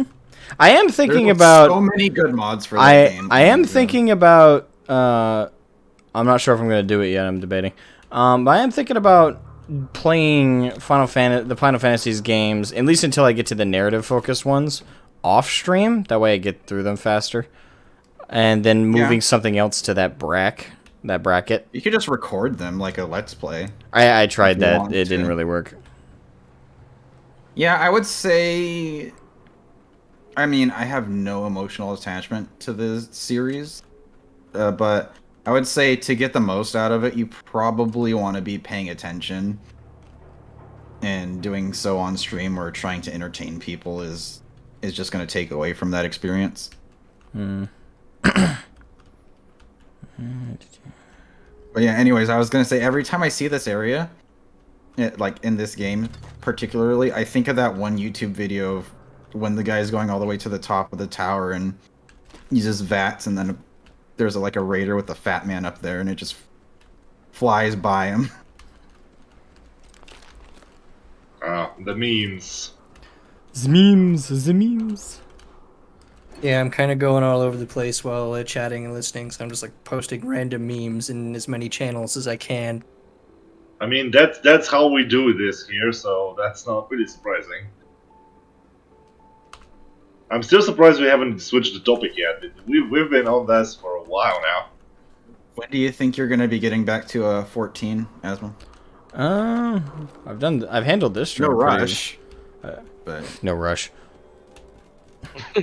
I've handled I've handled this stream pretty well, so maybe tomorrow. Are you on like any sort of pain meds right now or something, or? Oh yeah, very strong ones. I'm surprised I haven't said anything loopy. At least no one's pointed it out to me. I mean, we didn't really shut up to let you, so. Yeah, that's true. We've just kind of taken over your stream for you, and we're providing entertainment to the masses. So, we're just doing you a solid, that's all. I'm still waiting for Strummer to react to the videos I posted. To be fair, they're like 45-minute long videos, and there's 2 of them, so I can understand if he doesn't want to do it for a stream. Well, if I watched those, that would be... Watch both of them, that's a stream right there. I mean, it's like 2 hours. Well, maybe 2.5, because I'm probably sure you're gonna like pause and say stuff. Bingo. But like, yeah, like thinking about those videos. Well, the thing that made me think about them was just our conversation the other week about how there are certain aspects about World of Warcraft that we do kind of miss. Get the like bobblehead. mostly to do with the community stuff and like community made content, and I was like, that made me think of this video. Yeah, throw him over the edge. Come on, do it. Do it. Do it. I It's funny how we talk of. There things we and go. we see them That's how happen. you get rid of That's Raider like a scum. Excuse me? You better not come into my Fallout 4 world. I'm the overboss. Metro. I have enough nukers. Yeah, I absolutely hated the storyline so much. I was like, I'm just gonna roleplay as a grief-stricken wife that thinks there's no way her son's still alive, and she turns to hard drugs and eventually becomes a raider. My first playthrough, I just played through as a player, like experiencing the story. Well, I think everyone does that. On the second playthrough, I roleplayed as a psycho murderous sniper who, snapped because of the realization that the world's destroyed. And did you choose the male character or the female character? Male. Okay, because that makes more sense. So I basically I know diplomacy did diplomacy did it. Yeah, words. Yeah, the husband has military background. The wife was like a law major. Lawyer. Yeah. Yeah. Yeah. Which and from a role playing perspective, I want to I enjoy that they fleshed out the player character that we were gonna play in those small details. I mean, they don't bring it up like ever in text. It's like you just have to go into it and you see the degrees on the wall. Yeah. Other than that, it doesn't really matter. Yeah, for it a part of me enjoys that little bit of flushed out, but the role player in me doesn't, because it does restrict locks you a into little. something. It does lock you into certain details you have to include in their backstory. Like one of them went to be a lawyer. Really. I mean, even if you make a female character that's based around combat, you can just make the excuse of, they started off with some of their husbands leftover fatigues and whatever, and there was a gun in the house. You just gotta stretch your imagination and suspend your disbelief just a tiny bit. Just like how that pipe pistol is floating in midair. It just works. It just also, works. speaking of that, I don't know what Physics. kind of blood pact I did in my sleep or who I sold my soul to, but in my 10k hours of Fallout games, I have never experienced more than 2 Bethesda bugs. Really? Really. I've experienced quite a few bugs. One of them was really funny. I think my favorite it just made me laugh. My favorite bug I've ever encountered in any of the Fallout games, anyway, is there was this bug, and I don't know how I triggered it because I've tried 100 times since to repeat the bug, but I jumped from a really high building, and I think my character's legs somehow got clipped into the building, so I didn't actually. It didn't register that I landed. Bless you, Mom. Huh? Oh, my mother was sneezing. Oh, okay. So it did. I don't think it didn't register that I landed. So I was stuck like my torso was stuck floating right above the ground, while my legs were clipped, stuck, stretched all the way back to the top of the building. And even I tried to save, come back, see if that would fix it. That didn't. So I had to save from a previous checkpoint. I did. And I tried to repeat that, but I just kept committing suicide by jumping off the roof. Were you inside a instance building, or were you in the overworld? I was on a roof in the overworld. Why didn't you just fast travel? Because I didn't think of it. Would be the short answer. I have a slightly similar story about my favorite bug, and it's actually from this game. So you recall how you were just fighting the the death claw, right? Yeah. Like the one that's like it's supposed to be there like all the time. In my first interaction with it, it retreated under an awning, like from like one of the stores that are on that street, and it was just there under the awning. And then when it finally got out, it shot up straight into the skybox and killed itself with fall damage. Sometimes the bugs are fun, sometimes they're not.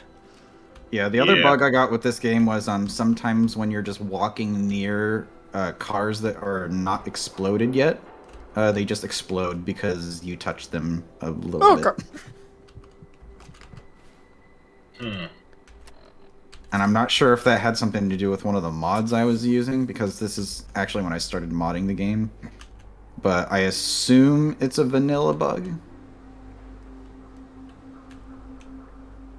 Conversely, the only bug I ever ran into with Cyberpunk 2077 was, and I'm not sure if this was an issue with graphical settings or an actual problem with the coding in the game, but when I aimed down my sights, when I was using like optical sights and stuff, I would get this weird like image artifacting around the reticle for some reason. And I tried researching on it, and the best explanation I could was there was some sort of coding thing with the game that took billboards from like the surrounding area, and then the sort of textures were mashed into the artifacting around your reticle. I couldn't ever fix it. I tried reinstalling and validating the game files and everything, and I was just like, you know what? I'm just going to wait until this is patched out. And then I never went back to the game. I still plan on going back and finishing it someday.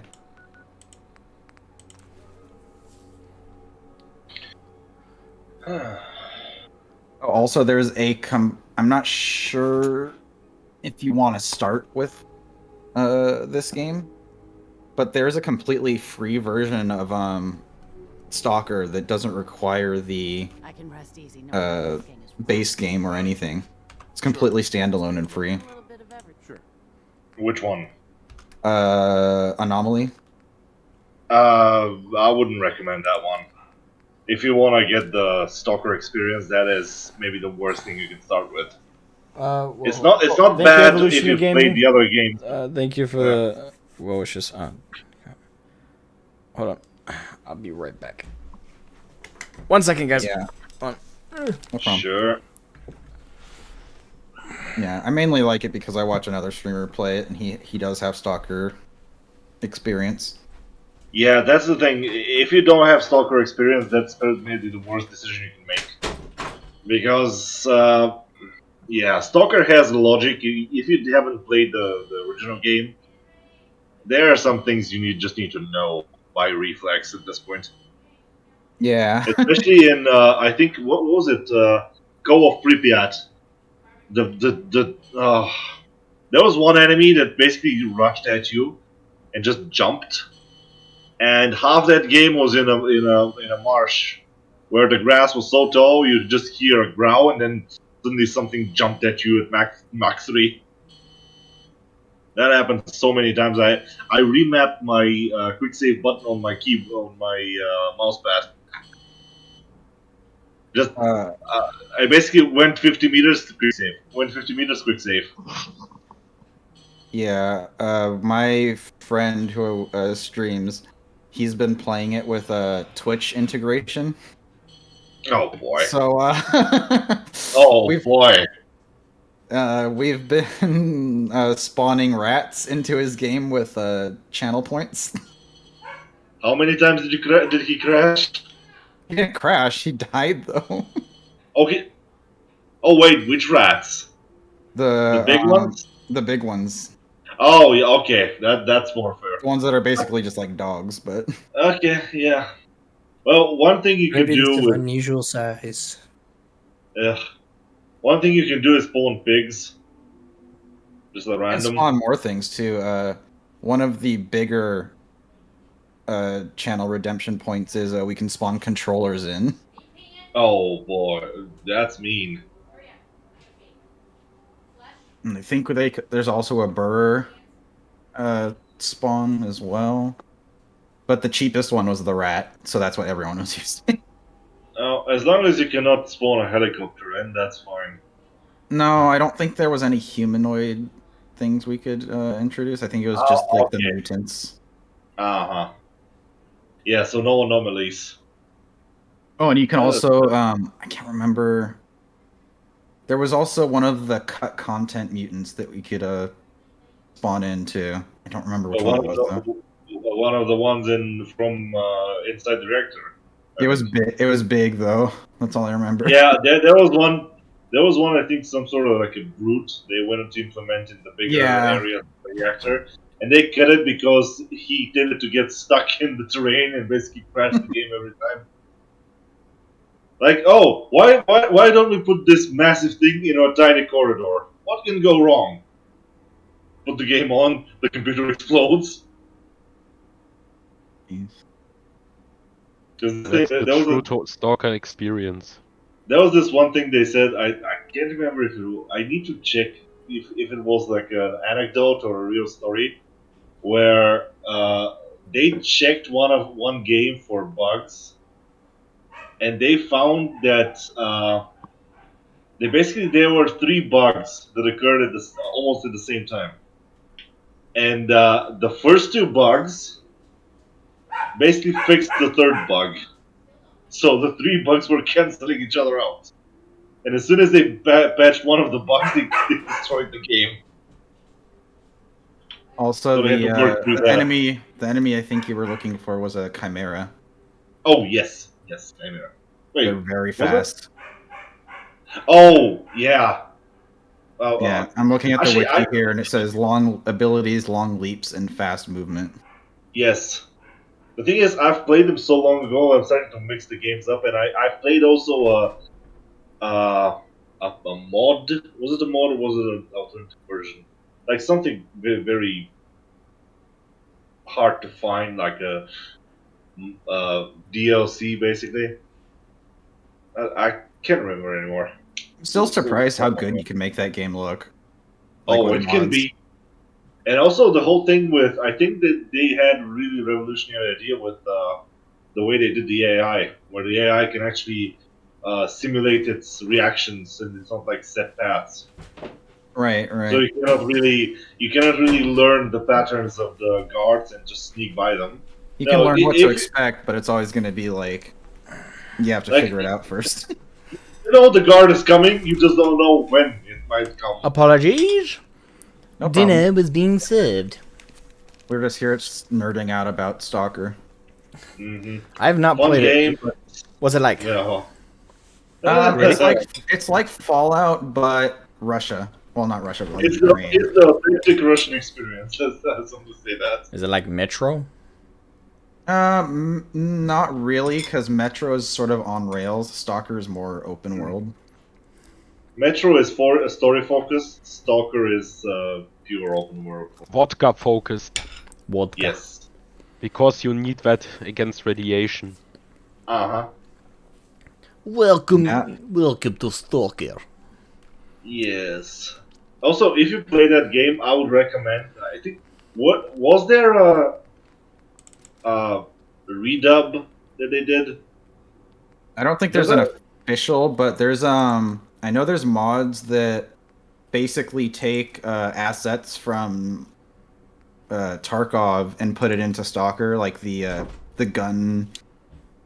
Not the gunplay, but like the way you reload and like all the animations and the models and stuff. Yeah, that's fine. But I think I'm more referring to the voice acting. Oh, I don't know about that. Like, if you can find the original Russian sounding voice acting, it's a fun experience.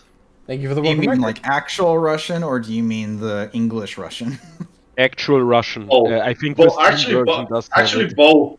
Yeah, go for it. I mean, you basically have main characters or story relevant characters that speak in this typical Russian accent English, and then you have basic bitch enemies or allies like NPCs who just fight against you or with you, who literally speak Russian, and that's fucking great.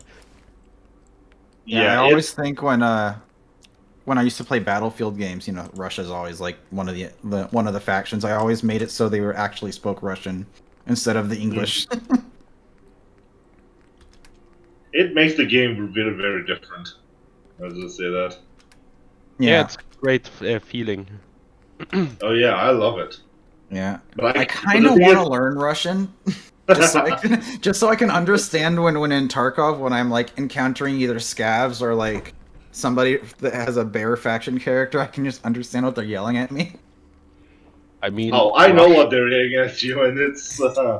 Yeah, I know too, but I Well, mean, no, Russian. I understand. I understand like some Russian, but I don't understand like conversational Russian to be. Yeah, there's a big difference. I get it. But Russian isn't even that hard to learn, so if you really wanna do it, go for it. Yeah, it's a easy-ish language. Also, I love how everything in that game is modeled after something that just exists. I mean, yeah. like the food items and everything. I think I actually have eaten some of the food that's in the game. Like the Alyonka chocolate bar. Oh. Yeah. I miss playing that game. Yeah, it was fun. The only reason I can't. Okay. The only reason I can't play it right now is because my CPU started thermal throttling itself due to age. So I'm waiting on a new PC, but it's really hard to get PC parts right now. So it's taking a while. Yeah, preach it.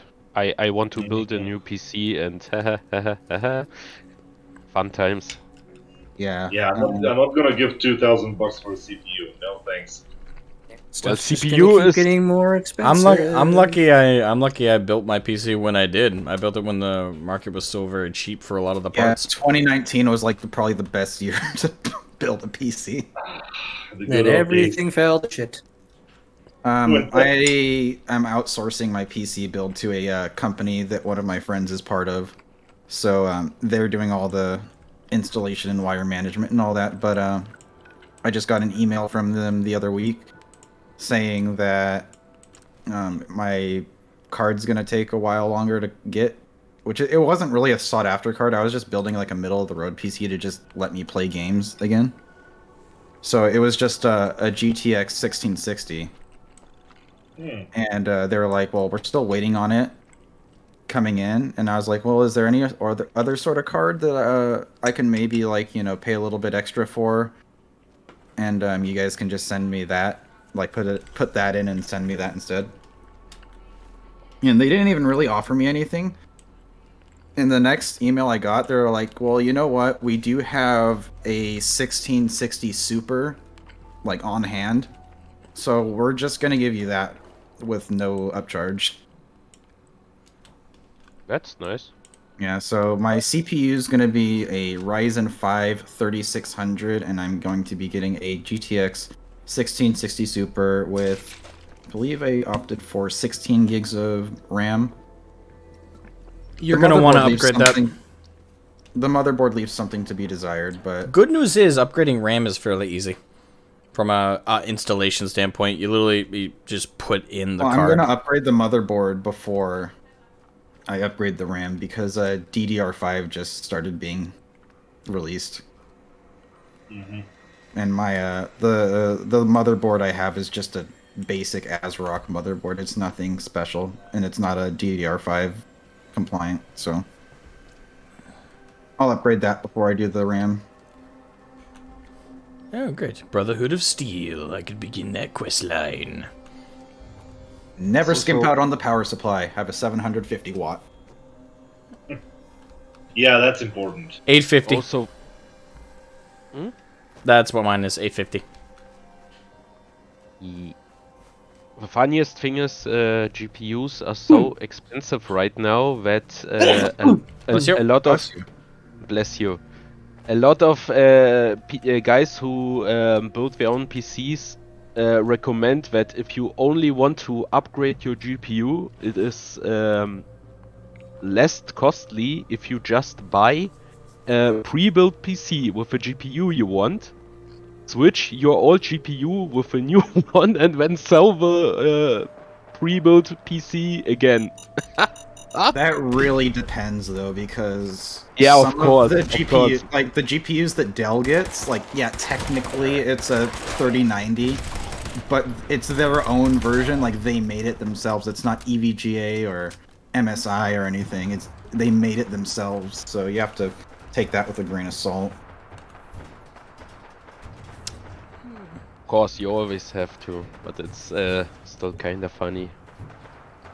Yeah, I think my full build cost me about 1,600 USD.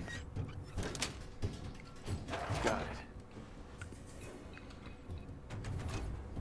I mean, that's still reasonable, I guess. Yeah, it's fairly reasonable. Fairly reasonable. I mean, it's not going to be getting any cheaper. It's quite the opposite going forward. Yeah, I've been waiting for it since like September though. I ordered it like September 7th. You're gonna have patience, that's for sure. Yeah.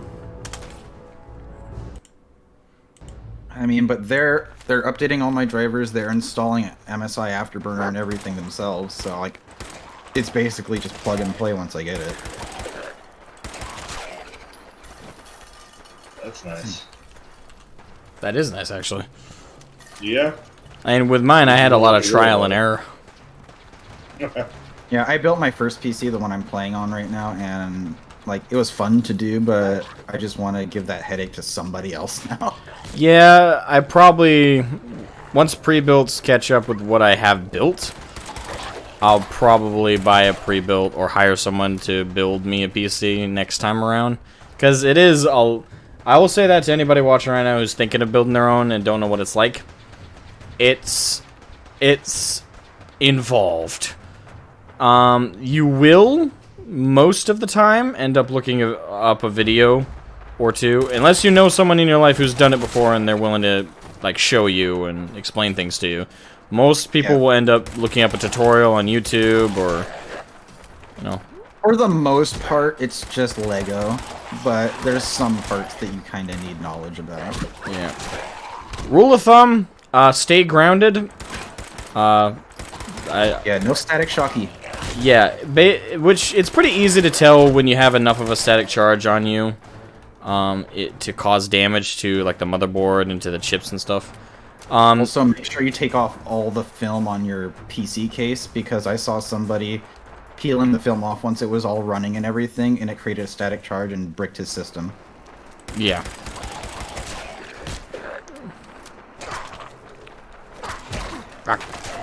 If I ever want to do like water cooling, I'm definitely giving that headache to somebody else. I have water cooling. Oh, yeah, you don't want to mess with that.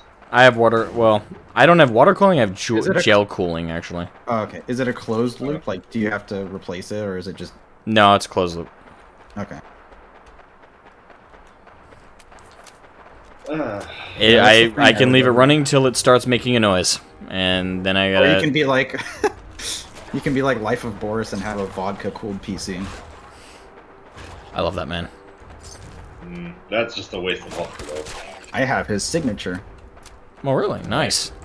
Yeah, I bought one of the gold Gothnik hoodies, and it came with a authenticity card signed by him and his gold Sharpie. Nice. Boris. Boris. Yes, Boris. Yes, Boris. Vadim.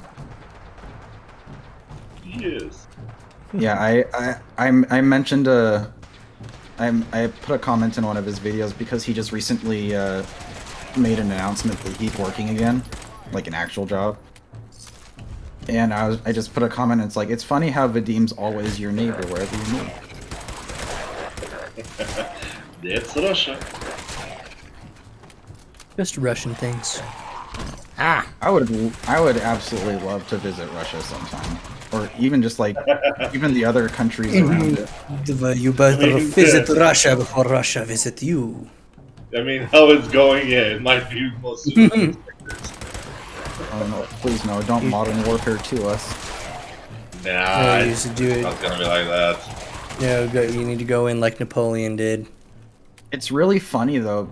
It's actually try not to leave like Napoleon did. It's actually kind of tragic. I also watch another YouTube channel. I don't know if anybody here knows it. Bald and Bankrupt. Nope. He basically travels around Russia and it's surround. Well, he travels a lot of places, but he's most known for Russia and also like the Balkan countries around it, Eastern European countries. And almost everybody he talks to who's like older says that it was so much better when the Soviet Union was in control because things were nice back then, and now everything's just like kind of crappy. Depends on who you're talking about. Like, Depends it's on nice where for you some go, yeah. people, very few. For most people, it was horrible. But saying, we're like- not going to get into that Yeah. whole rabbit hole. But they're basically saying like it's 2,113 in line. Hey, that's a short line. 2,113. I'm just trying to survive out here. Oh. Everyone, wave charge in and engage those ferals. Yeah, you don't really want to. I assume. What's the best part to visit? So I don't want to get tourist trapped, but I also don't want to go into the middle where there's nothing. Oh, you mean Russia? Yeah. I assume there's that one big. It's Vladivostok. Isn't that like near South Korea? Vladivostok. No, if you want to go to Vladivostok, you're gonna have an interesting experience. Let's How's say. St. Petersburg?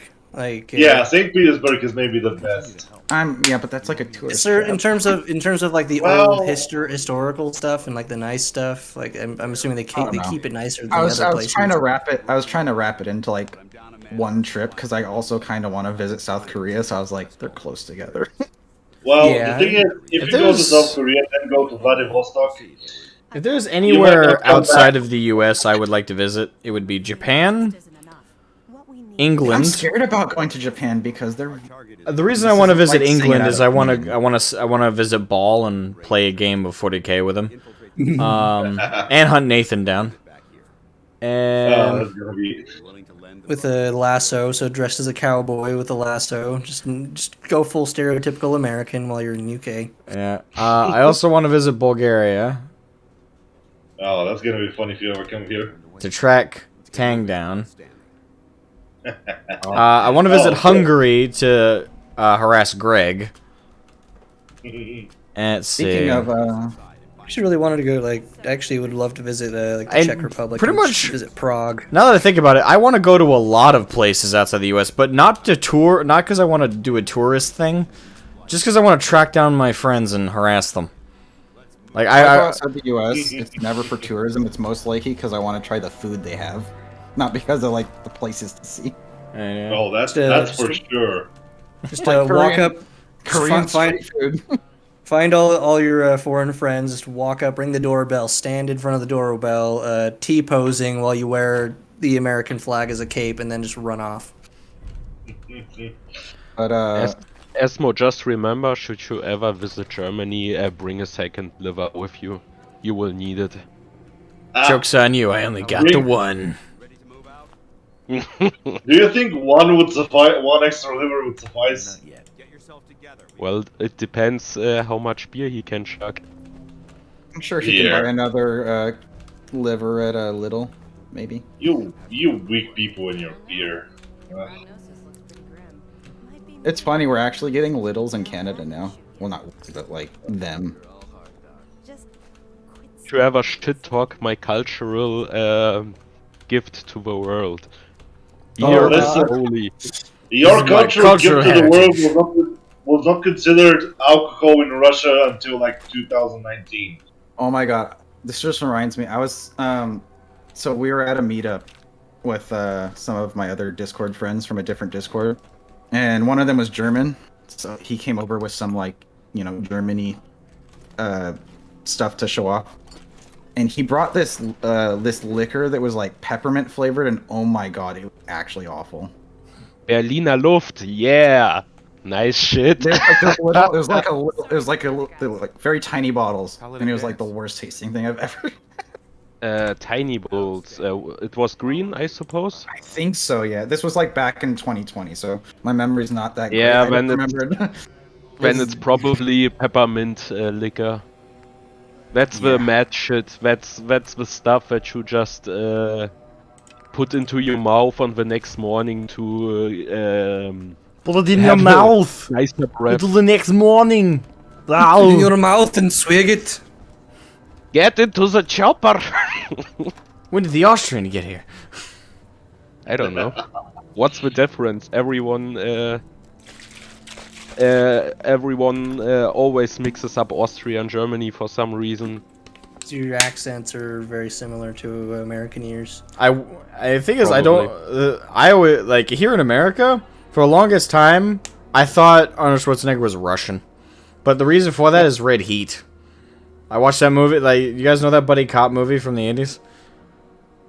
And you thought that was a Russian accent? I didn't. I was a kid. I didn't know what the fuck a Russian accent was supposed to sound like. I thought it was a. I thought he was speaking a dialect of Russian or something.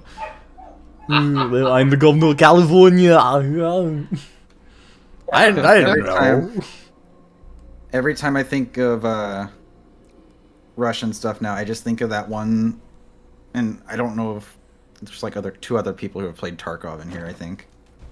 That one scav voice line that's basically like an excerpt from a movie. And it's just incredibly long. Let me see if I can find it. If you can link it, I need to maybe remember it. Voice line. He is from Austria with a really bad accent. I'll put it in. I know that now, but as a kid, like I thought Arnold was from Russia. And again, mainly because of the movie Red Heat. What was that quote? Cocaine. By the way, good movie. If anyone's looking for a movie recommendation, that's the one. Okay, no, that's not it. By the way, Asma, how long do you think the stream would go? It's like half an hour or 1 hour, maybe staying, but probably gonna end it in the next half hour. I was just gonna go until you guys got sick and tired of talking to me. I mean, I can keep on going for hours, but it's getting late and I need to work tomorrow, so. Yeah, I get you. Also, you need to check your sound notifications on I found it. Streamlabs. I'm gonna post it in VC text chat. Sound modifications on shit. Why? I sent something I don't know if you Yeah, this is like one of the worst voice lines to get because it's like 30 seconds long. Let me hear if I can see what he's saying. It's supposed to be an excerpt from like a movie, I believe. Let me just 1 second. Sounds like my uncle.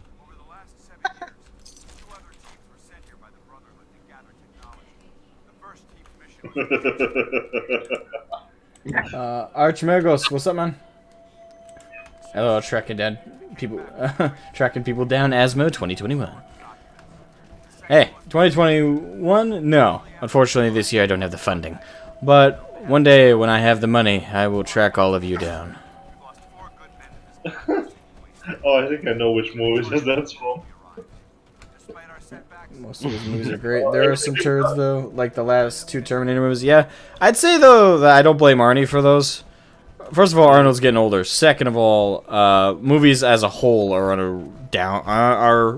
downswing, so they're falling off a cliff pretty hard. There have been some good ones, but not many in the last couple years. Ghostbusters Afterlife I enjoyed a lot. Outside of that, I can't think of very many shows and movies I've enjoyed that are new. That's why you stick to yeah. That's why you stick to Chinese cartoons. You mean Japanese? Why would I want to do Chinese? Because that's almost guaranteed to be propaganda. Dude, Because calling anime cartoons. That's Chinese literally It's literally what anime. Like listen. I love anime. I'm a fucking. I would describe myself as an otaku. It's a bit of an unhealthy obsession. But like I'll never understand. Like there are some hardcore nut jobs out there who are like, you don't call anime cartoons. It's what it is. It's a Japanese cartoon. Literally, what it that's if you translate it, it's just animation. It's just animation or cartoon. It's their word for that. I don't get why there's such a visceral reaction to that. Like you say that, and like there's some nut jobs on Twitter, Facebook, Reddit, even YouTube that if you call anime a cartoon, they just lose their mind, and I don't know why. I think it's because they associate the term cartoon with kid stuff. Because I know here in the West, a lot of, even though things like Family Guy, Simpsons, South Park, so many other animated cartoons have kind of proven that notion otherwise, there's still this notion in the West that cartoon equals kid, or like, not for adults. Yeah, if you're not watching reruns of Seinfeld, you're not an adult. Like it's this weird. It's this weird notion that's in the West, so they feel like they're being talked down to, or they're having this entertainment genre demeaned. But when I think of cartoons, I think of some amazing shows that I would rewatch now as an adult. Absolutely. Like I don't think like it's an old concept, and it's an old fuddy-duddy idea to think that animation calling something a cartoon demeans it down to the kid level. That's not true. Like a cartoon is just a 2D animation, really. That's all a cartoon really is. Like South Park is a cartoon. Simpsons is a cartoon. Yeah, we don't call them those half the time because again, there's this connotation with cartoon that it's like a kid thing. But it's just simply not true. It's just an element of the show. But even it's an element of it's like a cultural thing. It's their little tribal. They use it as more of their kind of little like identity, like that little bit too strong, which is not exactly the healthiest thing to do, but it is what it is. Like they invest too much in that as part of their identity as being an anime fan. Yeah, like it's a big part of their identity. So if you even if they even perceive you as like besmirching their identity, they get it's like you've insulted my tribe and my ancestors. To war. Yeah, that's more of a reason, in my opinion. It's not because they associate the term cartoon with kids. I think it's more like some people get so obsessed with anime that basically, if you don't use the right terms, you are insulting their rich culture of consuming foreign cartoons. Yeah, it's their tribe, it's their identity. Yeah, that's why I don't want to visit Japan. Wait, what? You don't want to? Because they'll assume that you're just some Western weeb who's there to be super...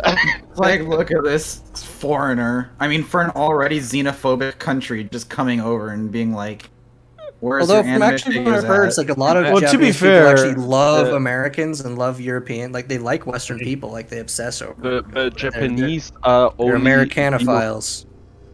Well, yeah, the Japs are only quote-unquote xenophobic when it comes to you trying to live there or like move to Japan. But when it comes to tourists, as long as you are not a big asshole, they actually do really like Westerners. Because for them it's something very different. I totally love to, go to like Akihabara and stuff and buy anime figures that I don't have to pay a fortune on transporting. Yeah. I probably would never go that far. I'd mostly just go there just to. I want to see I would want to see the countryside. Go like during like when the cherry blossoms are blooming and go see the cool like old castles and stuff like that. I'm into the history. What about the Penis Festival? No. And for me, I'd want to go. I'd want to see the countryside, and I want to see Tokyo. Like I want to see both sides of it. Like I've heard differing things. I've heard, oh, it's Tokyo. They're the ones that like they're the ones that are always friendly towards people. And then I have somebody who actually is Japanese and lives in Japan. They're like, no, Tokyo, they don't really want you there. But if you go out into the countryside, it's like those types of families that'll be like, why don't you join us for dinner? Like they're Join our family and like marry our daughter. Being someone who lives in the countryside in the U.S., I'd say that makes sense to me. That's generally how it works in any society. The reason for that is if you live in the city, you are taught to be suspicious of everyone around you because everyone's so tight knit that the bad folks blend in. When you're in the countryside, your nearest neighbor is like 20 minutes away, and you most of the time you're not gonna have very many unsavory folk living in the countryside because keep in mind unsavory folk living in the countryside are not safe, especially if everyone knows you're unsavory, which it doesn't take long. Like, yeah, small towns are the same everywhere. Everyone knows everyone. Yeah, and if you're the bad egg, they will know, and you will not be welcome. And certain towns, especially like here in Maine, in particular, there are some locations. I'll tell you this right now: if you're a city folk and you move there, and you're not exactly on the up and up, like you're rude, you're standoffish, or you're a thief, like you're a straight up thief, you will go missing, and the townsfolk will not help law enforcement find your body. I will say this right now: small towns, especially some here in Maine, they're nice to strangers. If you're like lost and you're looking to get to the right place, you're going trying to find the right city, they will downright follow you in their truck and help guide you to the nearest town. But if you're an unsavory dickhead, you will go missing. I think it's also like an element. It's like with like city people is like there's just a city. It's like this assumed asshole culture. Like it's for whatever. I think it's because they learn to assume assholery, so they respond in kind because you're so packed in so tight that the ratio of you to assholes is much higher in terms of just density because you're closer. Yeah. There's also something to be said about just the culture about Japan. And Jaden Animations goes into this on her video about her trip to Japan, and it's that even if they're like not typically like anti-American, they probably will seem really standoffish because they hear you speak English and they don't want to be asked anything in English because they're embarrassed about not being helpful or not knowing what you're saying. Yeah, there is a bit of that as that makes sense because it's the same thing here. Really big. I think that's the same thing with any culture when you don't speak the same language as somebody, but you do want to help them. You feel bad because you're like, oh crap, they don't know our language, and I don't know theirs, so I can't help them. But I can tell they're in distress, And they're from what I can say, a very like almost obsessively conscientious culture. Yeah, that's what I was trying to say. Like to the point of just being really neurotic about it.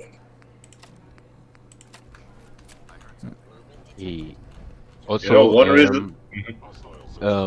What I wanted to say, back to the previous topic on why tourists are less welcome in cities, I think another point would be that when you live in a big city that has a lot of tourism, like Tokyo or New York or Berlin or whatever the fuck, I think you get desensitized to foreign people visiting your city because it's basically all year, every year that some foreign tourists come into your city.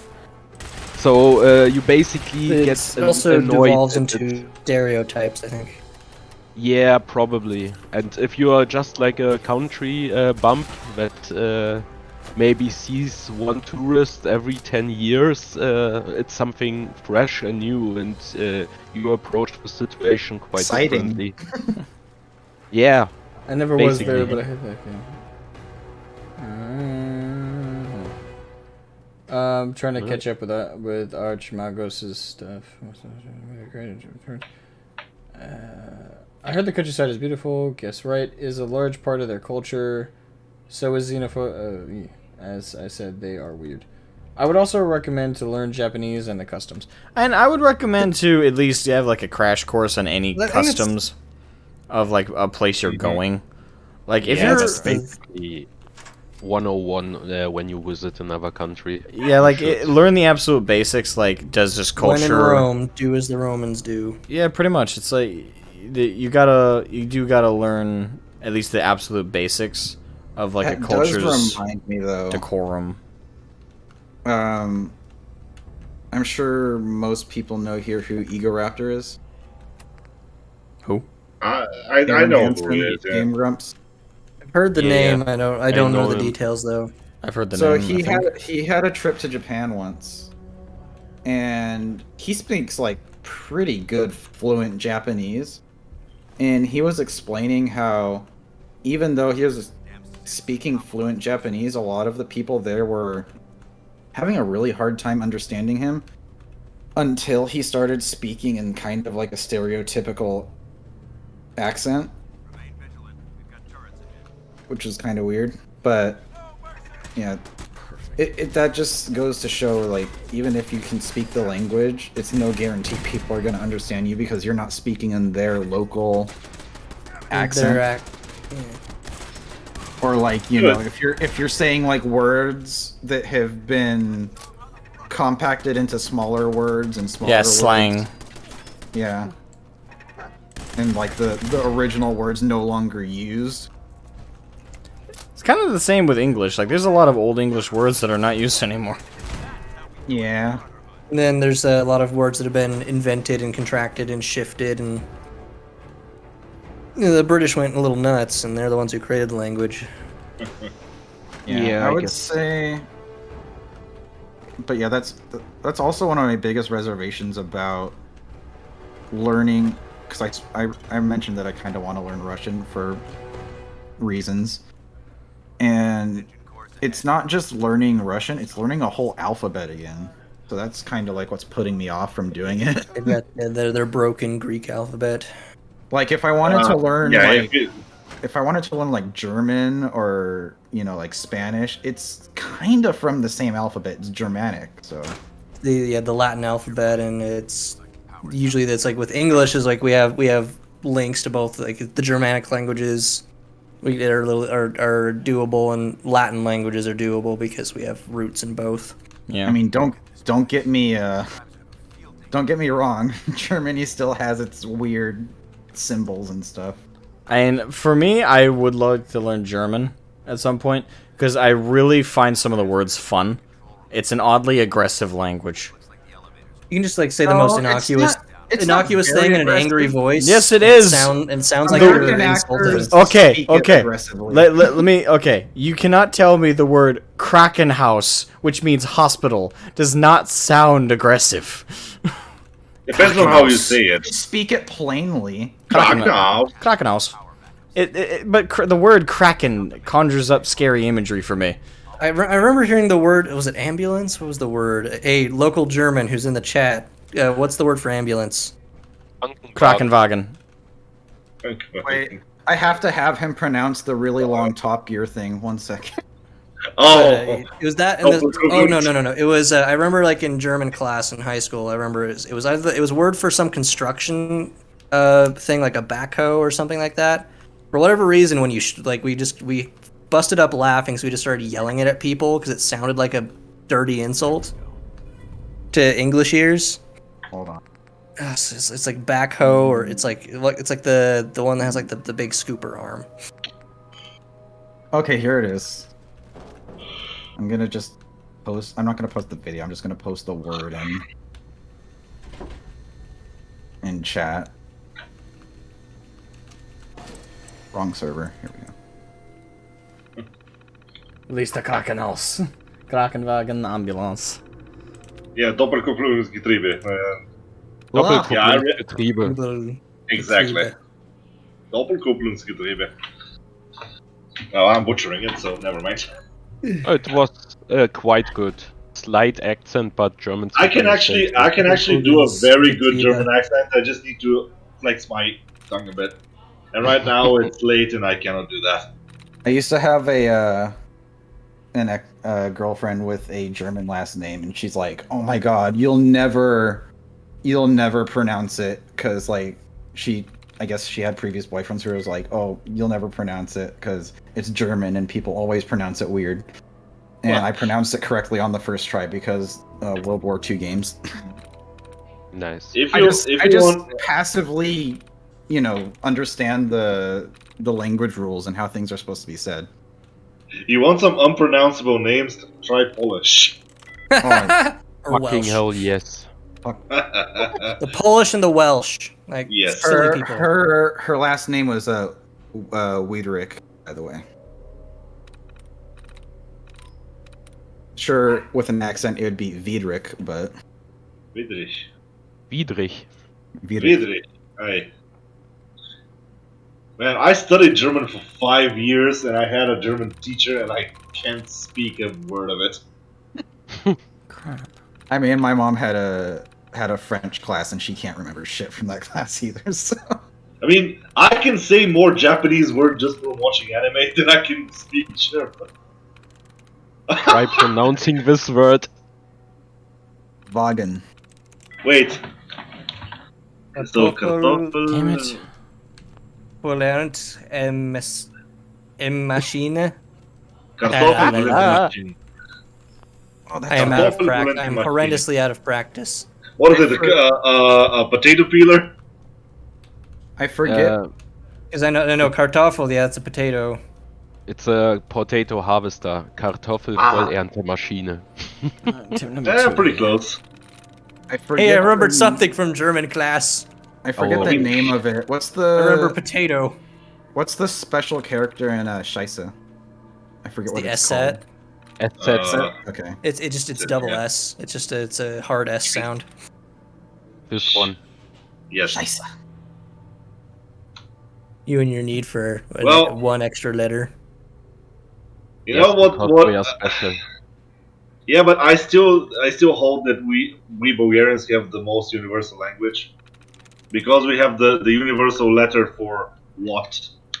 Oh, that's right. That reminds me. I was trying to remember. So speaking of Bulgaria, so I mentioned how I'm a fan of Boris, right? Yes. So I went on eBay and I was trying to find Soviet surplus for AK-47 bayonets. Okay. And I found You're probably on a found list something. then if you searched for that. Hold I on. finally found a listing. All right, hold on. I'm trying to hack this terminal.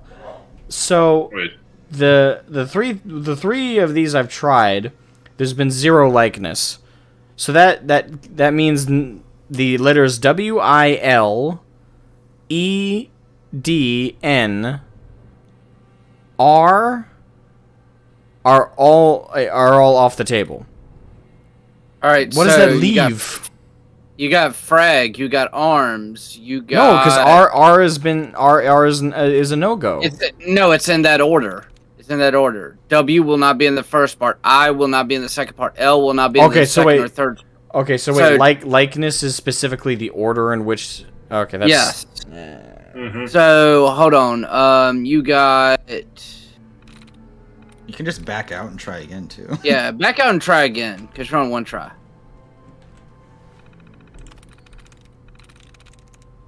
Also, I'm not sure if you knew this. I didn't learn this until Fallout 76, honestly. So, there are in the little symbols and special characters. You can start if you mouse through them.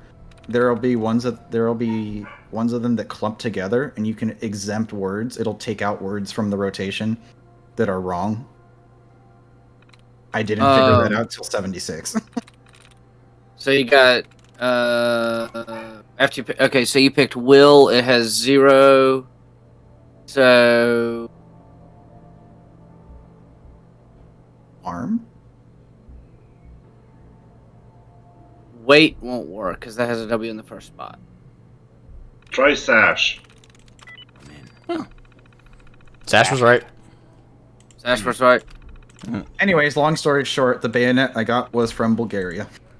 I'm not surprised because we have a lot of You post a old picture of surplus. just an old fighter jet just literally just parked on a street at random. Yeah. Yeah, that I actually have that. Hang on. Ooh, I like jets. What is that? One second, let me find the. Oh, or I don't know if it was let a me fighter open- jet, but it was Okay. it was a plane of some kind. Let me open it my- looked military. Let me open my broken meme. I'm an Ace folder. Combat expert. I could probably tell what kind of jet it Why don't you is. use a keyboard to Once find? again, The only ones I remember in any detail are just mostly just American World War II ones and a few others. I mean, I could usually identify like I used to live by Hill Air Force Base in Utah, so I could usually identify most of the planes flying over top, just because boredom. Come on, did I delete it? That's Okay, I not need- as bad as Oh fuck! Fort Pickett and No, Fort don't take me Pickett to the beginning of the level. I Yeah, didn't. I used to live next to a Moffett Field. in Damn it. Sunnyvale. So I would Oh, always. I've actually seen Air Force One flying overhead before. Oh no! Cool. You know what's go bad ahead. about Fort Pickett? Artillery drills at 5 o'clock in the morning. So it's an army, or is it like National Guard or? Technically, it's National Guard, but all branches of the military have a part of the base, and they use it for joint training. Not this shit again. Yeah, that's kind of the same with Moffett Field. It's technically called Moffett Federal Airfield. Yeah. The coolest thing I ever saw Technic- fly over was a flight of B-2s. That was epic, and they were loud as hell, though. Technically, Always wanted to Fort, Don't say technically, Fort Pickett should be called Big Ass Swamp in the middle of dense ass forest with Oh, a few buildings spread between. I was Oh, gonna God, say if you, I heard fort and a P word and I was like, please don't say Oh, Polk. there we go. Pickett. There's a swamp in it, and my dad did 22 years, and I was in a junior ROTC. And we did our summer camp. We went to Fort Pickett. We got to do day nav in the fucking forest. By the way, we got lost and ended up in the swamp. Wait, were you just JORTC or were you actually enlisted? Junior ROTC. Okay. When I was younger, I had issues bringing my weight down. That looks So- like an old MiG. Uh-huh. Fucking love MiGs. I hate the MiG-21 with a burning passion. It's the ugliest butt ugly plane of all time. Also, let me post passionate one rage. more I like thing. most of the other MiGs, but not the MiG-21. I hate it. It's ugly. It's a silver cigar with triangles on it. I always really had a soft spot for the SU jets that Russia uses, just because a lot of them have like forward swept wings, and I just really like forward swept wings. I think it looks cool. Fuck! What? I think I'm maybe playing- it's biased, but it's most. Oh, okay. See, is that a Volkswagen Golf? Yeah. That's like the one of two vehicles in Eastern Europe. It's either that or a Lada. Yeah, there are not many Ladas anymore because they kind of got It's funny, collectible at this point. Yeah, it's really funny because Ladas are actually collectible now. Uh-huh. I know a person that has like 7. Well, it's Ladas and Trabants have become collectible as well. Oh, the cardboard tiger. Uh-huh. Yeah, that was the car that if you wanted to repair it, you can just take the It has like 4 moving parts. It's basically made from cardboard. Okay, so if you look in the voice chat text, you'll see what made me go, what the fuck? Hey, what? Is this Daisy? No, this is State of Decay 2. Hey, what? Oh. Wait. See it! What? Wait, what? Arrow Yeah. floating in midair? Is that from your crossbow? Yes! Wait, what game are you playing? State of Decay 2. Oh, okay. Okay. I shot at a bloater to make it explode, and I'm like, that was a dead-on hit. Why didn't I trip it up? Or why didn't it explode? Mm-hmm. And then I walk a few inches forward, and I'm like, oh. That's why. I think I'll end the Yeah. stream Have you here. I'll end the stream here. Thanks everybody for watching. I hope whoever watches the VOD enjoys the craziness of the chats, and thanks to my lovely group of friends here for playing, hanging with me while I played some Fallout. I don't know if I'll be back to Fallout, FF tomorrow. I'll see. Based on today's, I think that'll be fine. But we'll see where I'm at tomorrow, and yeah. I'll catch you guys tomorrow for one thing or another. Have a great night, everybody. Bye-bye.